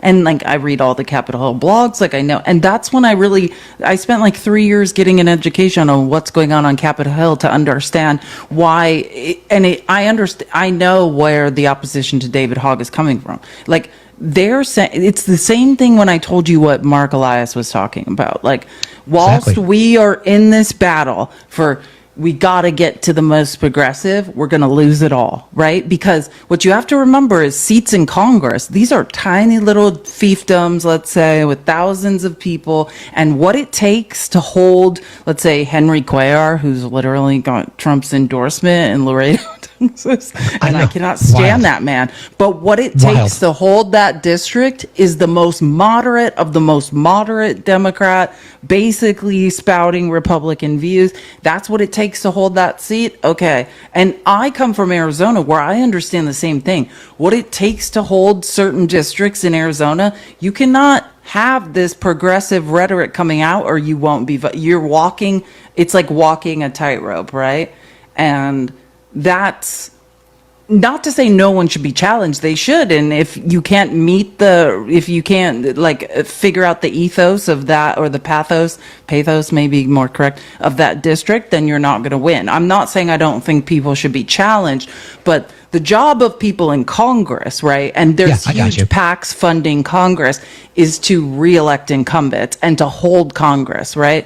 Which we know we would be holding the House. Hakeem Jeffries did his job. If it wasn't for the Supreme Court of North Carolina, we'd be holding the House now. Correct. Agreed. He held it. It's so true. Yep. People forget about that. And they're playing these weird numbers game. You know, like, he's like, hey, my job is to get as many of these people back here, like, by any means necessary. So they're seeing opposition from the outside as scary, which I don't see it as that either. I love David Hogg, and I think if we have to move progressively, but I also think it's two sides of every argument, right? We're in a very dangerous situation where is this the time to push left, or is this the time to fucking find someone everyone can get behind and hold? That's the strategy side, right? The strategy side, the country, think about the issues. Think about women's reproductive rights, responsible firearm legislation, those two, right? Those two are wildly in support nationally. 75% issue, 75-25 in many cases, 80-10 or 80-20, 80-20 in some other cases. Those aren't even considered progressive issues anymore. Those are just issues that the overwhelming majority of Americans want, right? Similarly with tax reform. Similarly with public education. 85-15, I think. 85-15. Yeah. That's an example, right? So the country is significantly more liberal. But the issue is, to your point, it's a question for leadership in the DNC. So people really want to rail on Chuck Schumer, and I will rail on Chuck Schumer all the time, but he raises a ton of money for Democratic incumbents, a ton of money. It's one of the reasons that he's still in that leadership position, because he gets a lot of money for them, but it's not for the right candidates, in my opinion. That's the issue, right? So the Senate is a whole nother beast. I just want to say something. Everything I was just saying was about the House, and then there's the Senate, which is a whole nother. That is whole different. And that's like why we're all disgusted. I would say most of all of our disgust needs to be directed at the Senate. Yeah, it's an old boys club of 50 people that are completely funded by backed by big money. You know, corporations, lobbyists, and they're not. And if it seems like they're not listening and they're not answering to us, it's because they're not. That's the truth. And Chuck Schumer, like, you're watching someone who knows that, right? Like, he knows he's not answering to us. Like, they're answering to the people, because the job of Chuck Schumer, the job of the reason the golden boy John Thune from South Dakota is now the Senate Majority Leader, who learned at the feet of Mitch McConnell, is because their job is to get people reelected. That's what people don't understand. It is to raise money. Number one job of Speaker of the House or Majority Leader of the Senate is raise money and keep people there, keep the majority, right? And that's what you're seeing. And you're like, it doesn't seem like anyone in the Senate gives a fuck about us. They don't. And maybe we should do something about that. Maybe the average wealth of senators shouldn't be 50 million. Yeah, it's something I've been thinking about. Right. It is disturbing. And And people talk about this in terms of the electoral map. Like 2 senators from Vermont have as much power as 2 senators from California. I don't think it should be that way from a representation perspective. I really don't. You know, I mean, these are the kinds of things that we can never consider and talk about structural changes when we live in the fucking status quo. I know, Charlie. We've got Bernie. I get it. And what can we do about it? We have to get money out of politics, right? Like exactly. This is what Citizens United. When you start recognizing corporations as people, that was the end, right? I mean, Bernie. This was what Bernie preached about was the minute you say a corporation is a person and they can donate to politics, it's over for all of us. And that's the funniest thing. Is I think the really dangerous things MAGA agrees with. You talk to people on the far right, they don't want money in politics either. Nope. They don't. The poor ones. I'm not talking about the tech billionaires who are now trying to control government. Like the normal people like the rest of us. None of us want money in politics. We have to get it out. As long as it takes $2-3 billion to elect a president, we're fucked. Period. Yeah.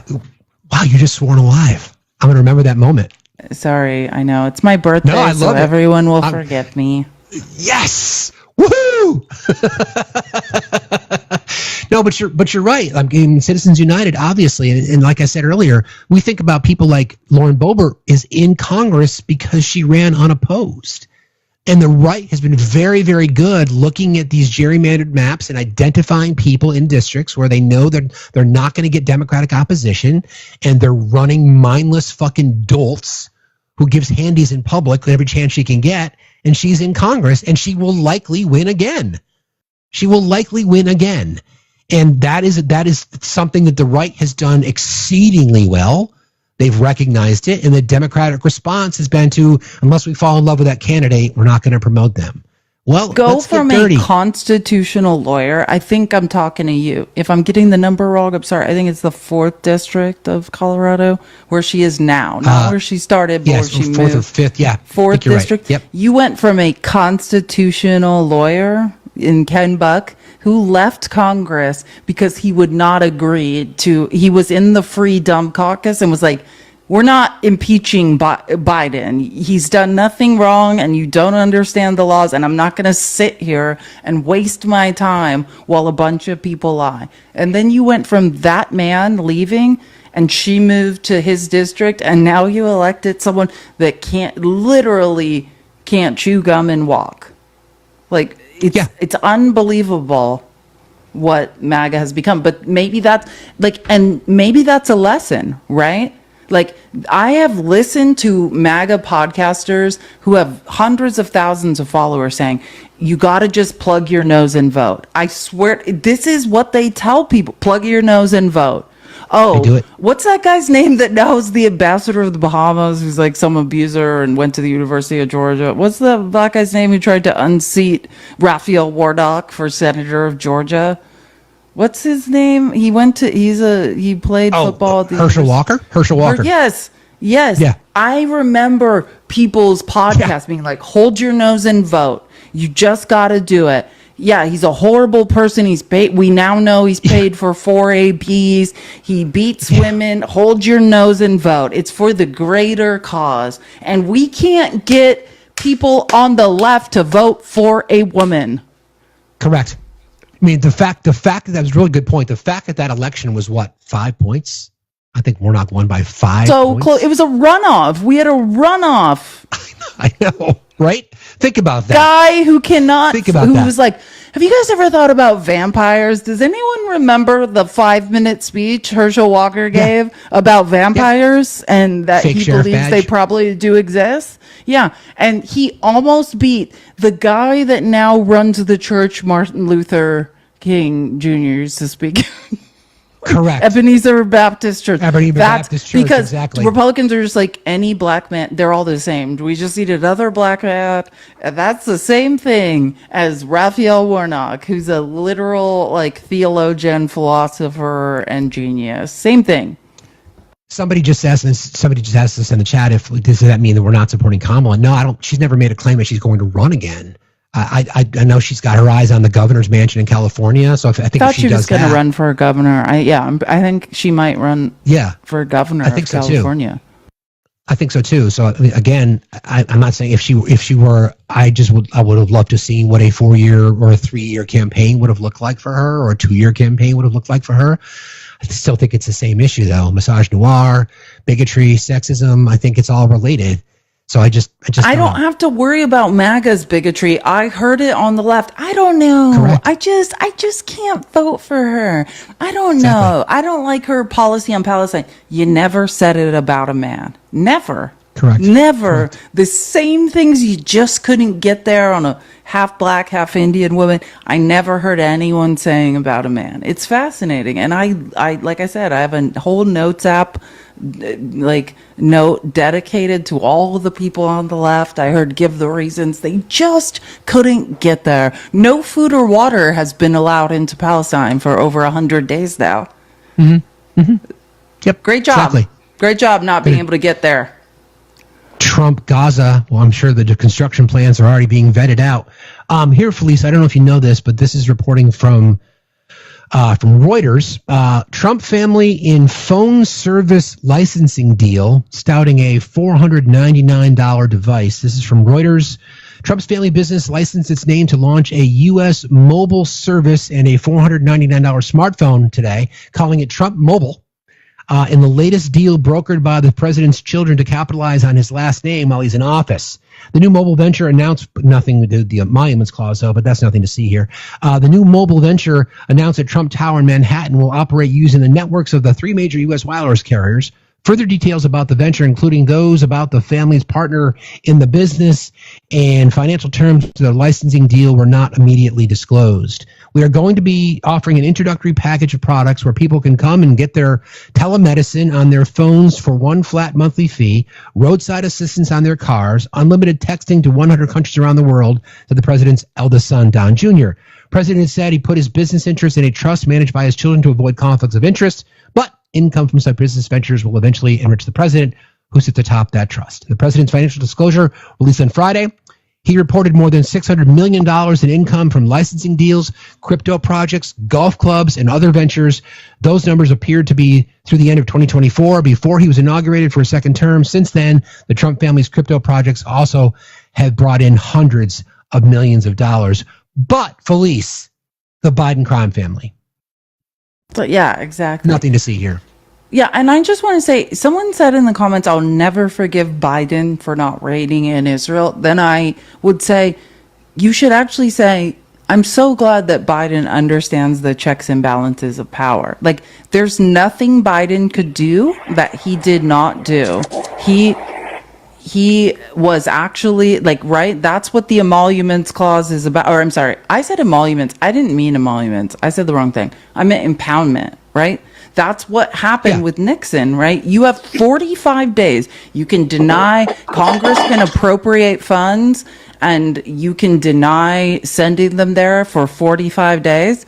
And then you have to send them, or you're violating the Constitution. You're violating the Constitution now, period. Yep. And that's what Trump is doing now. Trump is in violation of the impoundment and appropriations, and violating the Constitution in many different ways. Biden just said, and understand, Trump's first impeachment, that's why he was impeached, is because he was withholding funds that were appropriated by Congress. That's why Trump was impeached the first time. And Biden just followed the law. So what you should say is, Biden just followed the law, and Congress, a bunch of wackos, didn't agree with him.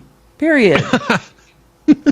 Before we get to Victoria, just as a reminder, somebody said this in the chat, Mike Johnson went out publicly when asked about the corruption. He said, well, what the Biden crime family did under the cover of darkness, what Mr. Trump and his family are doing is just right out in the open. So apparently corruption, as long as it's transparent, is totally fine.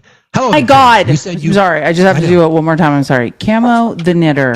No, that's what I'm talking about. Once Congress appropriates funds and weapons to go to Israel, you can impound it for 45 days. And once 45 days is up. If you don't send it, you're in violation of the law. That's literally what I am trying to talk to you about. And you repeated the same thing again as if I wasn't speaking. We are talking about the weapons. He has to send them. He has no choice. He cannot not send them, or he's in violation of the law. That's why Trump was impeached. That's right. Camo, I think you should go back to hook 1, pearl 2, and call it a day. Hi, Victoria. It said you ran into a couple of interesting attendees at a rally you were at this weekend. Is that correct? Mm-hmm. Yeah, so I attended 2 rallies this weekend. Good morning, Felice. And my second event, which was one I was speaking at, shortly after I spoke, a Republican had approached me who was a supporter, also a retired attorney. He left, and then he came back a couple minutes later, and he said, I need you to be aware, the weather's a bit icy here now. And he pointed out the drone that was above us. He pointed out how the police officers were now staged. And he was like, you need to let everyone know here that they are here and they are monitoring to see, and they're using the drone to look down at the crowd. And I was like, thank you for letting us know. He is now my attorney on retainer because, you know, I've had some interesting videos with local politicians kind of make some rounds here in Tennessee. And we're concerned about my safety. But yes, ICE was at the second protest I was at for No King's Day. So yeah, well, we knew they were out in force, and obviously when Mr. Trump, and Stephen Miller would rather have ICE agents knocking on 7-Eleven, going to Home Depot and to big box stores across the country. And apparently there's some. Can you imagine the conversations that are happening in the White House now? Because Stephen Miller wants to round up everybody with a brown skin, but Trump's donors have gone to him and say, well, that's fine as long as it's not agriculture, hospitality, hotel and leisure, et cetera, et cetera. So then he goes public and says, yeah, well, they're fine. Stephen Miller's like, no, we're not. We're going to take them anyway, which is part of the statement that he made this morning from ICE, saying, I'm going to empower ICE to do what's necessary to support our mass deportation. Make it make sense. Can I just ask, wait. Go ahead. Someone said, she said, good morning, Felice. Yeah, Victoria and I are very good friends. We communicate off the app. Fine. I just love how people criticize me in the comments, like my reactions to things are not normal. I'm just going to say this once. I've been diagnosed with PTSD. My reactions, however you think is a normal reaction to anything, may not be what you think is appropriate. Please stop judging how I react or when I respond. I was reading comments and I was thinking things in my mind. I have a million thoughts going on in my brain, and that's how it works. The fact that I have to listen to commenters be like, you are not affected. You did not greet a woman who joined a live correctly. Yeah, because I can text her anytime I want to, because we're friends in real life, weirdo. This is the nature. I was reading hundreds of comments, scrolling through, analyzing things. This is how my brain works. I'm sorry I didn't have the correct reaction that you believe I should have. But yes, I love Victoria. We've been friends for a while. Thank you for your concern and for judging me for my reaction to her coming up here. I'll never understand. If I said tied too long, then Felice, shut up. You're always talking too much. You know how many times in this live I've been told I was talking too much? If I don't say anything, she said, hello, Felice. Why aren't you answering appropriately? Nothing I ever do will be correct. It is delusional the way people judge everything I do in this live. Sorry. It's because we're women. It's because we have magic portals between our legs. You don't need to apologize. I cannot believe Felice, you talk too much. Shut up. What do you hear when Felice is talking? I have almost an eidetic memory. I'm recalling just from this live today things that people have said to me. Felice, shut up. Do you know when Steve is talking? Why can't you ever listen? Felice is used to hosting her own live, so she thinks she can talk anytime she wants. Felice, why didn't you say hi to the person that just joined the live? Literally. Nothing I ever do will be okay. Please stop obsessing over my reactions to things. It is annoying. It is. Yeah. Scared, soft, weak men intimidated by you. That's what it is. So much. Yeah, and to the people in the comments who were commenting it was for surveillance and protection, it would have made more sense at the first protest I went to, which had between 2,000 and 3,000 people, and that was in my district, because I attended 2 in my district. So the first one was in Murfreesboro, Tennessee, and I attended that one, and there were 2,000 to 3,000 people there. This second one that I went to that I'd been asked to speak at was more like maybe 100 to 200 people. I don't think we even had that many, considering just the location.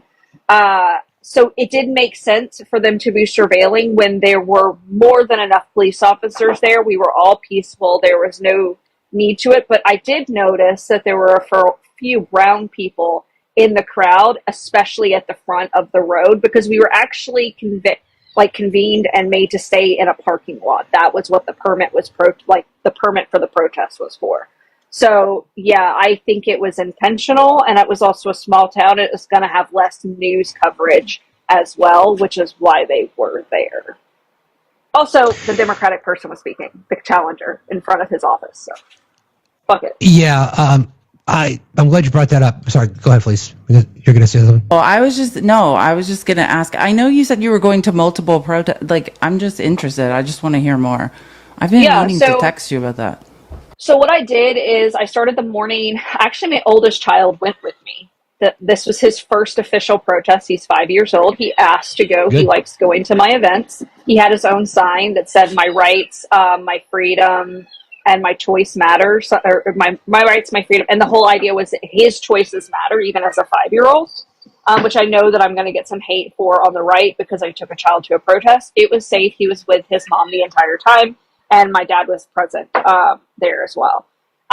So yeah, I started the morning. We left the house at like 8:30. We got to the first protest at around 10, just before 10.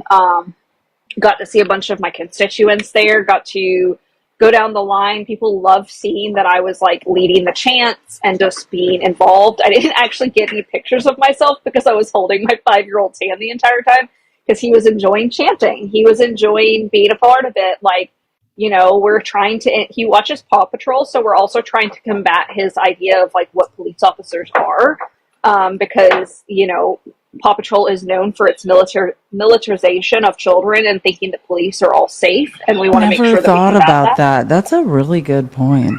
Yeah, it's true. He also watches Masha and Bear, which is a Russian children's cartoon, and I legitimately looked up and spent about like an hour going down a rabbit hole to make sure there was no Russian propaganda in it because he's obsessed with it, and so is his younger brother, and I wanted to make sure. You know, we also watch Bluey because we're woke as fuck. Hey, my niece and nephews love Bluey. It's like we're a Bluey household. So yeah. So we went to the first protest. We walked around for about an hour. Then we hopped in the car and went to the second protest where I was speaking. So he helped me set up. He got to walk the line again, do the chants. I actually have a little video of him saying "No Trump, no KKK, no fascist USA," and it was really cute watching my 5-year-old say those things. But yeah, like it was wonderful. It was a wonderful protest. It was very peaceful. There was lots of love. There was music being played. There was just lots of people there, like, talking about it. The amount of Republicans that came up to me saying they were proud that I was there, specifically this attorney at the second protest. This is the most protests I've ever done in my lifetime. I think my first protest I'd ever gone to was the Women's March in 2018. And in the last, 2 years, I've been to at least 10. So, it's really cathartic. It's, really fun to be in those crowds and have those things. And yeah, you're a little heightened of it's a little bit of a stress inducer for me. And this is the first time having a kid there was a little bit more stressful for me, but overall, peaceful, camaraderie, everything. And then one Trump supporter, there's a video online going through, they drove down the wrong side, into oncoming traffic to try and I guess scare us. I don't know, but it was pretty insane. Some of their behaviors, but there were less of them this time, and there are less Trump signs out. So that tells me that people are just not happy. Also, happy birthday, Felice. Thank you. I have a question that, because I don't know how many have you run for Congress one time before you will again, or 2 times? And do you find how long did how long do you feel like before you get, I guess for people who are starting to run for Congress and are, you know what I mean? Because it takes a while to build up name recognition and get traction. Like, what is your experience with that for people who are running for Congress, and maybe their dog? I mean, so when I decided, to run for office, for those of you guys who are wondering, I decided because my opponent was going to run unopposed, and I was like, fuck that, we have to have someone running for office. So that's why I ran. And I knew in 2024 that the chance of me losing was much higher than the chance of me winning. Now, I did pick up a lot of momentum, and granted, I ran a very short campaign for a congressional candidate. I think my total, start to finish was 5 months, which is very similar to Kamala Harris. And I was able to pull numbers that were similar to hers with little to no name recognition. Now, if you look at the overall, because MAGA loves to come up on lives and be like, you lost by 70%. Yeah, I did that. In 5 months, I got 33% of the vote. And if you look at the overall, numbers, I ended up actually further ahead than someone who had already run for office in the 2022 election, had more name recognition, and they lost and they didn't do half the things that I did. So overall it was a gain. It just looks like a loss when you zoom out, but when you zoom in, the numbers show that my messaging worked really well, that people wanted a female progressive candidate in this district running for office. There's nothing radical about me being working class. I say that all the time in my speeches. So we're hoping with this immediate continuation of my campaign to pull more numbers and create more of a national presence. And a big part of that as well is when you're running a congressional or federal level campaign, you have to have a national presence, which has been the hardest part of my campaign, is getting out there and getting my name recognition. Steve can attest to this. At state level, you don't need as much name recognition in your at a federal level, but when you're running for Congress, when you're running for Senate, when you're running for president, you have to be a name within the household. Now, when I win in 2026, that puts me on the board as someone who could potentially run for president, because that's the first thing that I know people are going to ask me. And guys, you're overestimating my capabilities at this moment, but I love that so much. I love that. Let me get in Congress first and do some work.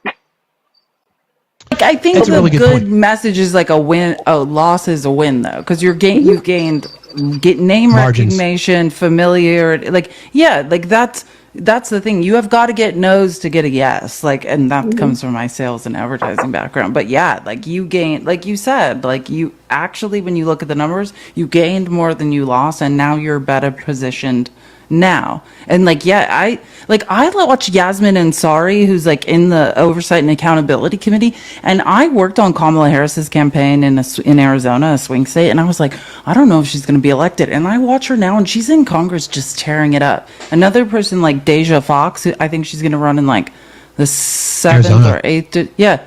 And she's great. She just got interviewed. But I was going to tell you about that. I had a talk with her. I met her in line to meet Tim Walz when I was working on the Kamala Harris campaign. So and it just shows you, meeting the right people. And she's probably she's a force to be reckoned with. So you just never doubt that just being a single woman who just wants to make a difference. I'm not saying you are. I'm saying she. I think she is. She's super young. I think she's 24 or something.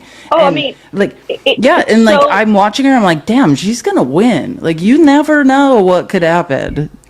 I mean, and here we are. Tennessee is gonna be in play right now. Mark Green has stepped down, and technically, I could run for Mark Green's seat as long as I buy a house in his district, but I'm not going to do that because I believe District 4 needs better Mark Green. Yeah. I mean, it might be fun. But this is that thing where I get a lot of commentary because I'm a young mother. I have a 5 and a 3-year-old, and people are like, well, how are you doing? And that's representation matters, guys. We need more moms in Congress. We need different types of people in Congress who better represent what the average American goes through. The average U.S. citizen isn't some rich old white man, who needs to, just stay on his porch and yell to get off the grass. We need more representation that shows that. I'm a young working mother. I've worked my entire life. Yes, I have 2 tiny humans, but you know what they love telling people about? The fact that their mother is running for Congress. They think it's the coolest thing. Do they get lots of cookies when we go to events? Absolutely. Because all the old biddies see 2 little cute blonde-haired, blue-eyed babies, and they're like, absolutely, you need a cookie.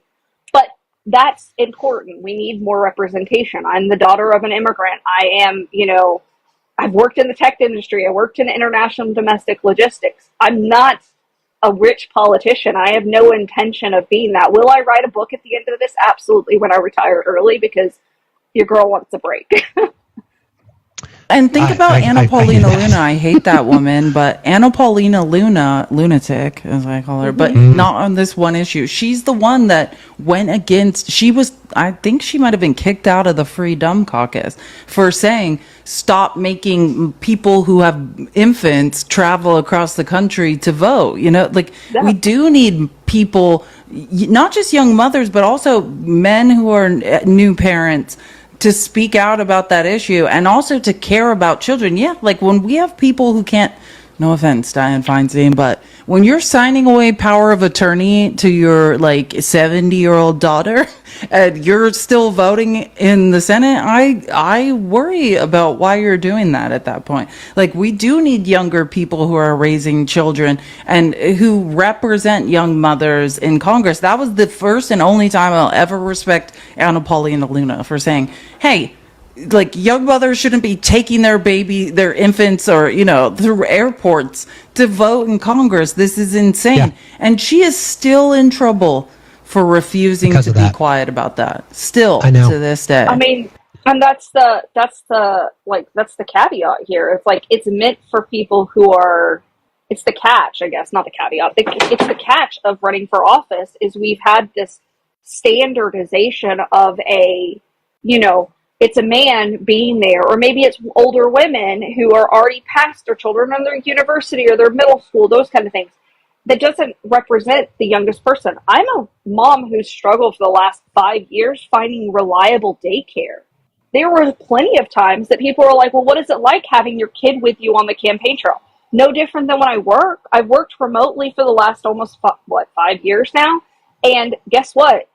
There are plenty of calls where I had a child strapped to my back because the daycare was closed because our president at the time didn't handle C-19 well, and consequently the next administration struggled with that, trying to catch up and make accommodations. So me, being me, had to strap a baby to my back and was bouncing back and forth as I'm pounding out 70 emails of responding to issues with customers having. That was a normal Monday for me. The fact that you guys think I can't handle running for office or I can't handle the work in Congress just says more about you than it does about me, because I've already done that shit. I've been following the National Park Service's X feed, and they're saying that we're honored to announce a final count of 13.14 million in attendance across 2,300 plus No Kings protests nationwide. Took a little longer to finalize due to the sheer scale, but the turnout was historic. So far, 71 MAGA agitators have been arrested, with 62 additional investigations still underway, actively reviewing online threats and working on escalating where needed. If you see something, say something. The question was, how was the count conducted? Over 140,000 coalition members attended events across the country, at least one at nearly every protest. Many traveled far and got to see some amazing small towns along the way. Local authorities provided crowd estimates, which were then reported back and compiled for the final count. So, it's crowd reporting for that number. I think we can easily say that it was 10 million plus. So plus or minus. I heard Stephen Chung say that there were, I'm serious, I'm quoting this. Stephen Chung is KK Caroline Leavitt's boss. Yeah. Seriously, that's who he is. He said that there were 250,000 people at Trump's parade. I just saw empty bleachers of people looking lost. Even if you added the people in the parade, I don't think there could possibly be 250,000 people at that. Did anyone else see bleachers that they couldn't pay people $1,000 to show up to sit in the parade? My favorite was the 9,000, 10,000 army walking out of step. That was the biggest FU to this administration, and I love that level of petty. Matt was talking about that earlier. They're not trained for that. That's not something that they do. So he wasn't surprised, and his comment was how embarrassing it looked. But we need to wrap. So, Victoria, final words? Yeah, guys, today is a good day to get involved. Activism is a muscle. Steve and I talk about this a lot. If you are feeling extra froggy, your girl is running for Congress, and I need every dollar to help me do that. Just like they were saying, I don't take money from Citizens United. I don't take money from AIPAC. I am a small dollar girly. That is my entire campaign, and I would like to keep it that way. And the way I can run for Congress full time is by your help. So go to that link place and donate. Today is 6/16, so donate $6.16 to show me you came, so you can get a personalized thank you note. And yeah, let's bring common sense and character back to DC, because they need a little shaking up. Come to Tennessee and speak for you or something sometime. Steve and I should come together. Wouldn't that be fun? Whenever you have when we get closer and there's some big event, I would love to. I'm gonna do it. I'm gonna do it, guys. Totally You're amazing. And totally listen, every time I hear you speak, and I don't want to creep you out, but I've been watching you. So stalk me more, mommy. Don't be scared. I have been watching you. Did you hear what I said? I said I did, yes. More, mommy. Yeah, I'll exactly. Clip that for you, okay, Victoria. cool. I'm so glad that it's okay, because I have been watching you in the least creepy ways you can take it. And every time I hear you speak, it gets better and better. And it is a muscle. I used to go and speak at JD Power and Associates conference when I worked in advertising, and that's what the more you get used to it, you know what I'm saying? The more it just becomes this thing that you do second nature. And every time I watch you speak again, I'm damn, she's becoming someone, speaking with authority. I am so proud of you. And I'm like I said, in Arizona, watching all these random, very young women just get elected. I'm damn, if we can do it here in Arizona, where people hate women, literally most people are ew, women can't even think. And we're electing random young single women in their 20s. I'm damn, we can do it in Tennessee too. Let's go. And I think it's amazing. And just the issue of you having kids, if you want free healthcare like every other developed country in the world, then you should be electing people who have children and can understand that issue, not people who are on death's door that barely send their grandchildren a card. Sorry, just saying. Get off the Reader's Digest subscription has run out. Get off my lawn. Look, I look forward to the days I can scream to get off my lawn. I have a cute little front yard. I will 100% be that crotchety old woman with 65 cats. I'm going to be, I realize now, I can't wait to be 80. I'm going to be that guy Matt was talking about, trying to throw my walker over a fence. I'm no one wants to detain an old person. You know what I mean? You're going to be John. I will be. I'm oh, you're going to arrest an elderly person? That's going to be me. I'm going to be just wheeling myself into a protest. I can't wait. Thank you, Victoria, for being here. I appreciate you, friend, as always. Talk to you later. Love you. All right, bye. Felice, thank you so much for spending your birthday morning with us. Can I really read some things before I go? Because I just need. Yes, please do. Just say thank you. Thanks, Doug, for the $50 on Venmo. And Jenny, thank you. She said, "Happy birthday, Felice. Thank you for sharing your big brain with us," which is the nicest thing you could say. I've learned so much from you. You're the best. Sorry, you guys heard me scream for a second there.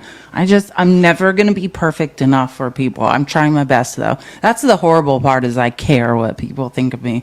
My therapist says I should stop. Jeremy, thank you for your $5 for school tuition. Whatever adults get school vouchers, I expect the rest of you to start paying me. Ruby, thank you for the $20 for my birthday. It's so nice. Ginger, Jeremy, thank you too, friend. I appreciate you, Jeremy. Thank you very much. Jeremy's the best. Jeremy, you're amazing. From Honey Heartbreaker on TikTok. Happy birthday. May your day be filled with sharp wit, curious minds, and conversations that light you up from the inside out. That's why I come to TikTok, actually. I say this all the time. I never had my brain stimulated in the way I wanted until I came to TikTok. That is the truth. This is where I met my best friend who's trying to still run away from me. Just stop fighting. Stop fighting it. Fax is giving up. We're going on. I'm not giving up. Not happening. Don't fight it. It's fine. Just lay back and let it happen. Thank you for the $50, Robert. That is so kind on Cash App. I appreciate you guys so much. I might have to do a lunch. I'll let you guys know in Discord if you don't join my Discord, please. Oh, wait. And April, thank you for the super chat, the victory super chat on YouTube. I appreciate it so much. You guys are amazing. I might not do a regular show today. I don't know. I'll let you guys know. I just need to check in with, if my dad wants to go to lunch, I'm going to do that. But I got my first super chat over the weekend, Felice. I didn't even know what it was. Fun? One of my mods were like, "Hey, you got a super chat?" I'm like, "What the hell is a super chat?" You want to know something really effed up? They have them on TikTok. And for some reason, really? No political creators have access. I keep asking my account manager on TikTok, like, yes, I've seen them. There's this guy we all follow. You don't, because you're not in with it, but he catches 3 PDOs. He's on it's fascinating. He has thousands of people in this live. He's on like, oh my God, Snapchat. Like, it's insane. And he has them, so I know they do exist. Maybe one day. I keep asking. It's fascinating. Anyways, so thank you guys. Dana, thank you for the $25. No need to read. I just love you. Love you too, Dana. It's so nice. I did it anyways. Well, like I said, thank you for spending your birthday with us, my dear. It's been an honor to have you here. People really look forward to Mondays. We'll do this every week as long as we're both not losing our shit. We speak. We made a deal. We're going to try to talk to each other over the weekend on Sundays, like before our show. We always were like, "All right, can you do it tomorrow?" And she's like, "Yeah, I think I can. Can you do it tomorrow?" I'm like, "Yeah, I think I can." So we're fighting the fight together because of what you guys say in support of what we do here. So we really appreciate y'all very, very much. Our friend Chris is live. Yeah, go for it, please. Sorry, I interrupted Steve again. Everyone can judge me. I'm sorry. I just wanted to say, like, it's okay if you're not okay. Like, my mental health around my birthday is not okay. I'm in therapy twice a week, and I realized because I have PTSD and CPTSD, like, my therapist told me my entire birthday month I should be aware that I won't be my best self. So I don't know if that encourages anyone. Like, if you feel really down or really not okay around your birthday, that could be related to different patterns from your childhood, and it's not necessarily your fault. So, like, during your entire birthday month, just be super kind to yourself and know, like, you might be going through something that you're not even identifying yourself. I talk about it oftentimes. I'm not okay, and I'm being willing to admit it honestly, and I think I like to advocate for men's mental health as much as I can. So please take that advice, because I'm definitely not okay.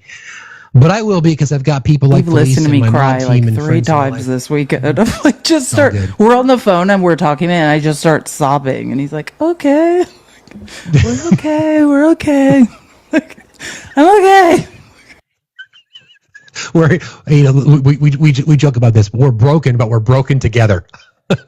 Exactly. Together we may create a full person with our broken bits. I'm like, I'm not okay. That's right. Like, Saturday, we were going to debate on Saturday, and I had a full-on nervous breakdown. Like, now you know. Yeah, well, you didn't miss much. You would have expected what we got, actually. Our friend Chris is live. Please tell him that we said hello. Thank you, mods. Thank you, everybody, for joining us today. A great, great show. We love you, Felice. Happy birthday to you very, very much. It's an honor to have you here every week. And we'll be back here tomorrow morning, 8 a.m. Eastern Time. I said Felice is going to make an announcement as to whether or not she's going to do her show later, but stay tuned for that. We love you guys. Get out there, everybody, do something. Defend your democracy, defend freedom, defend the rights, and defend the people you care about, because they are, after all, our why.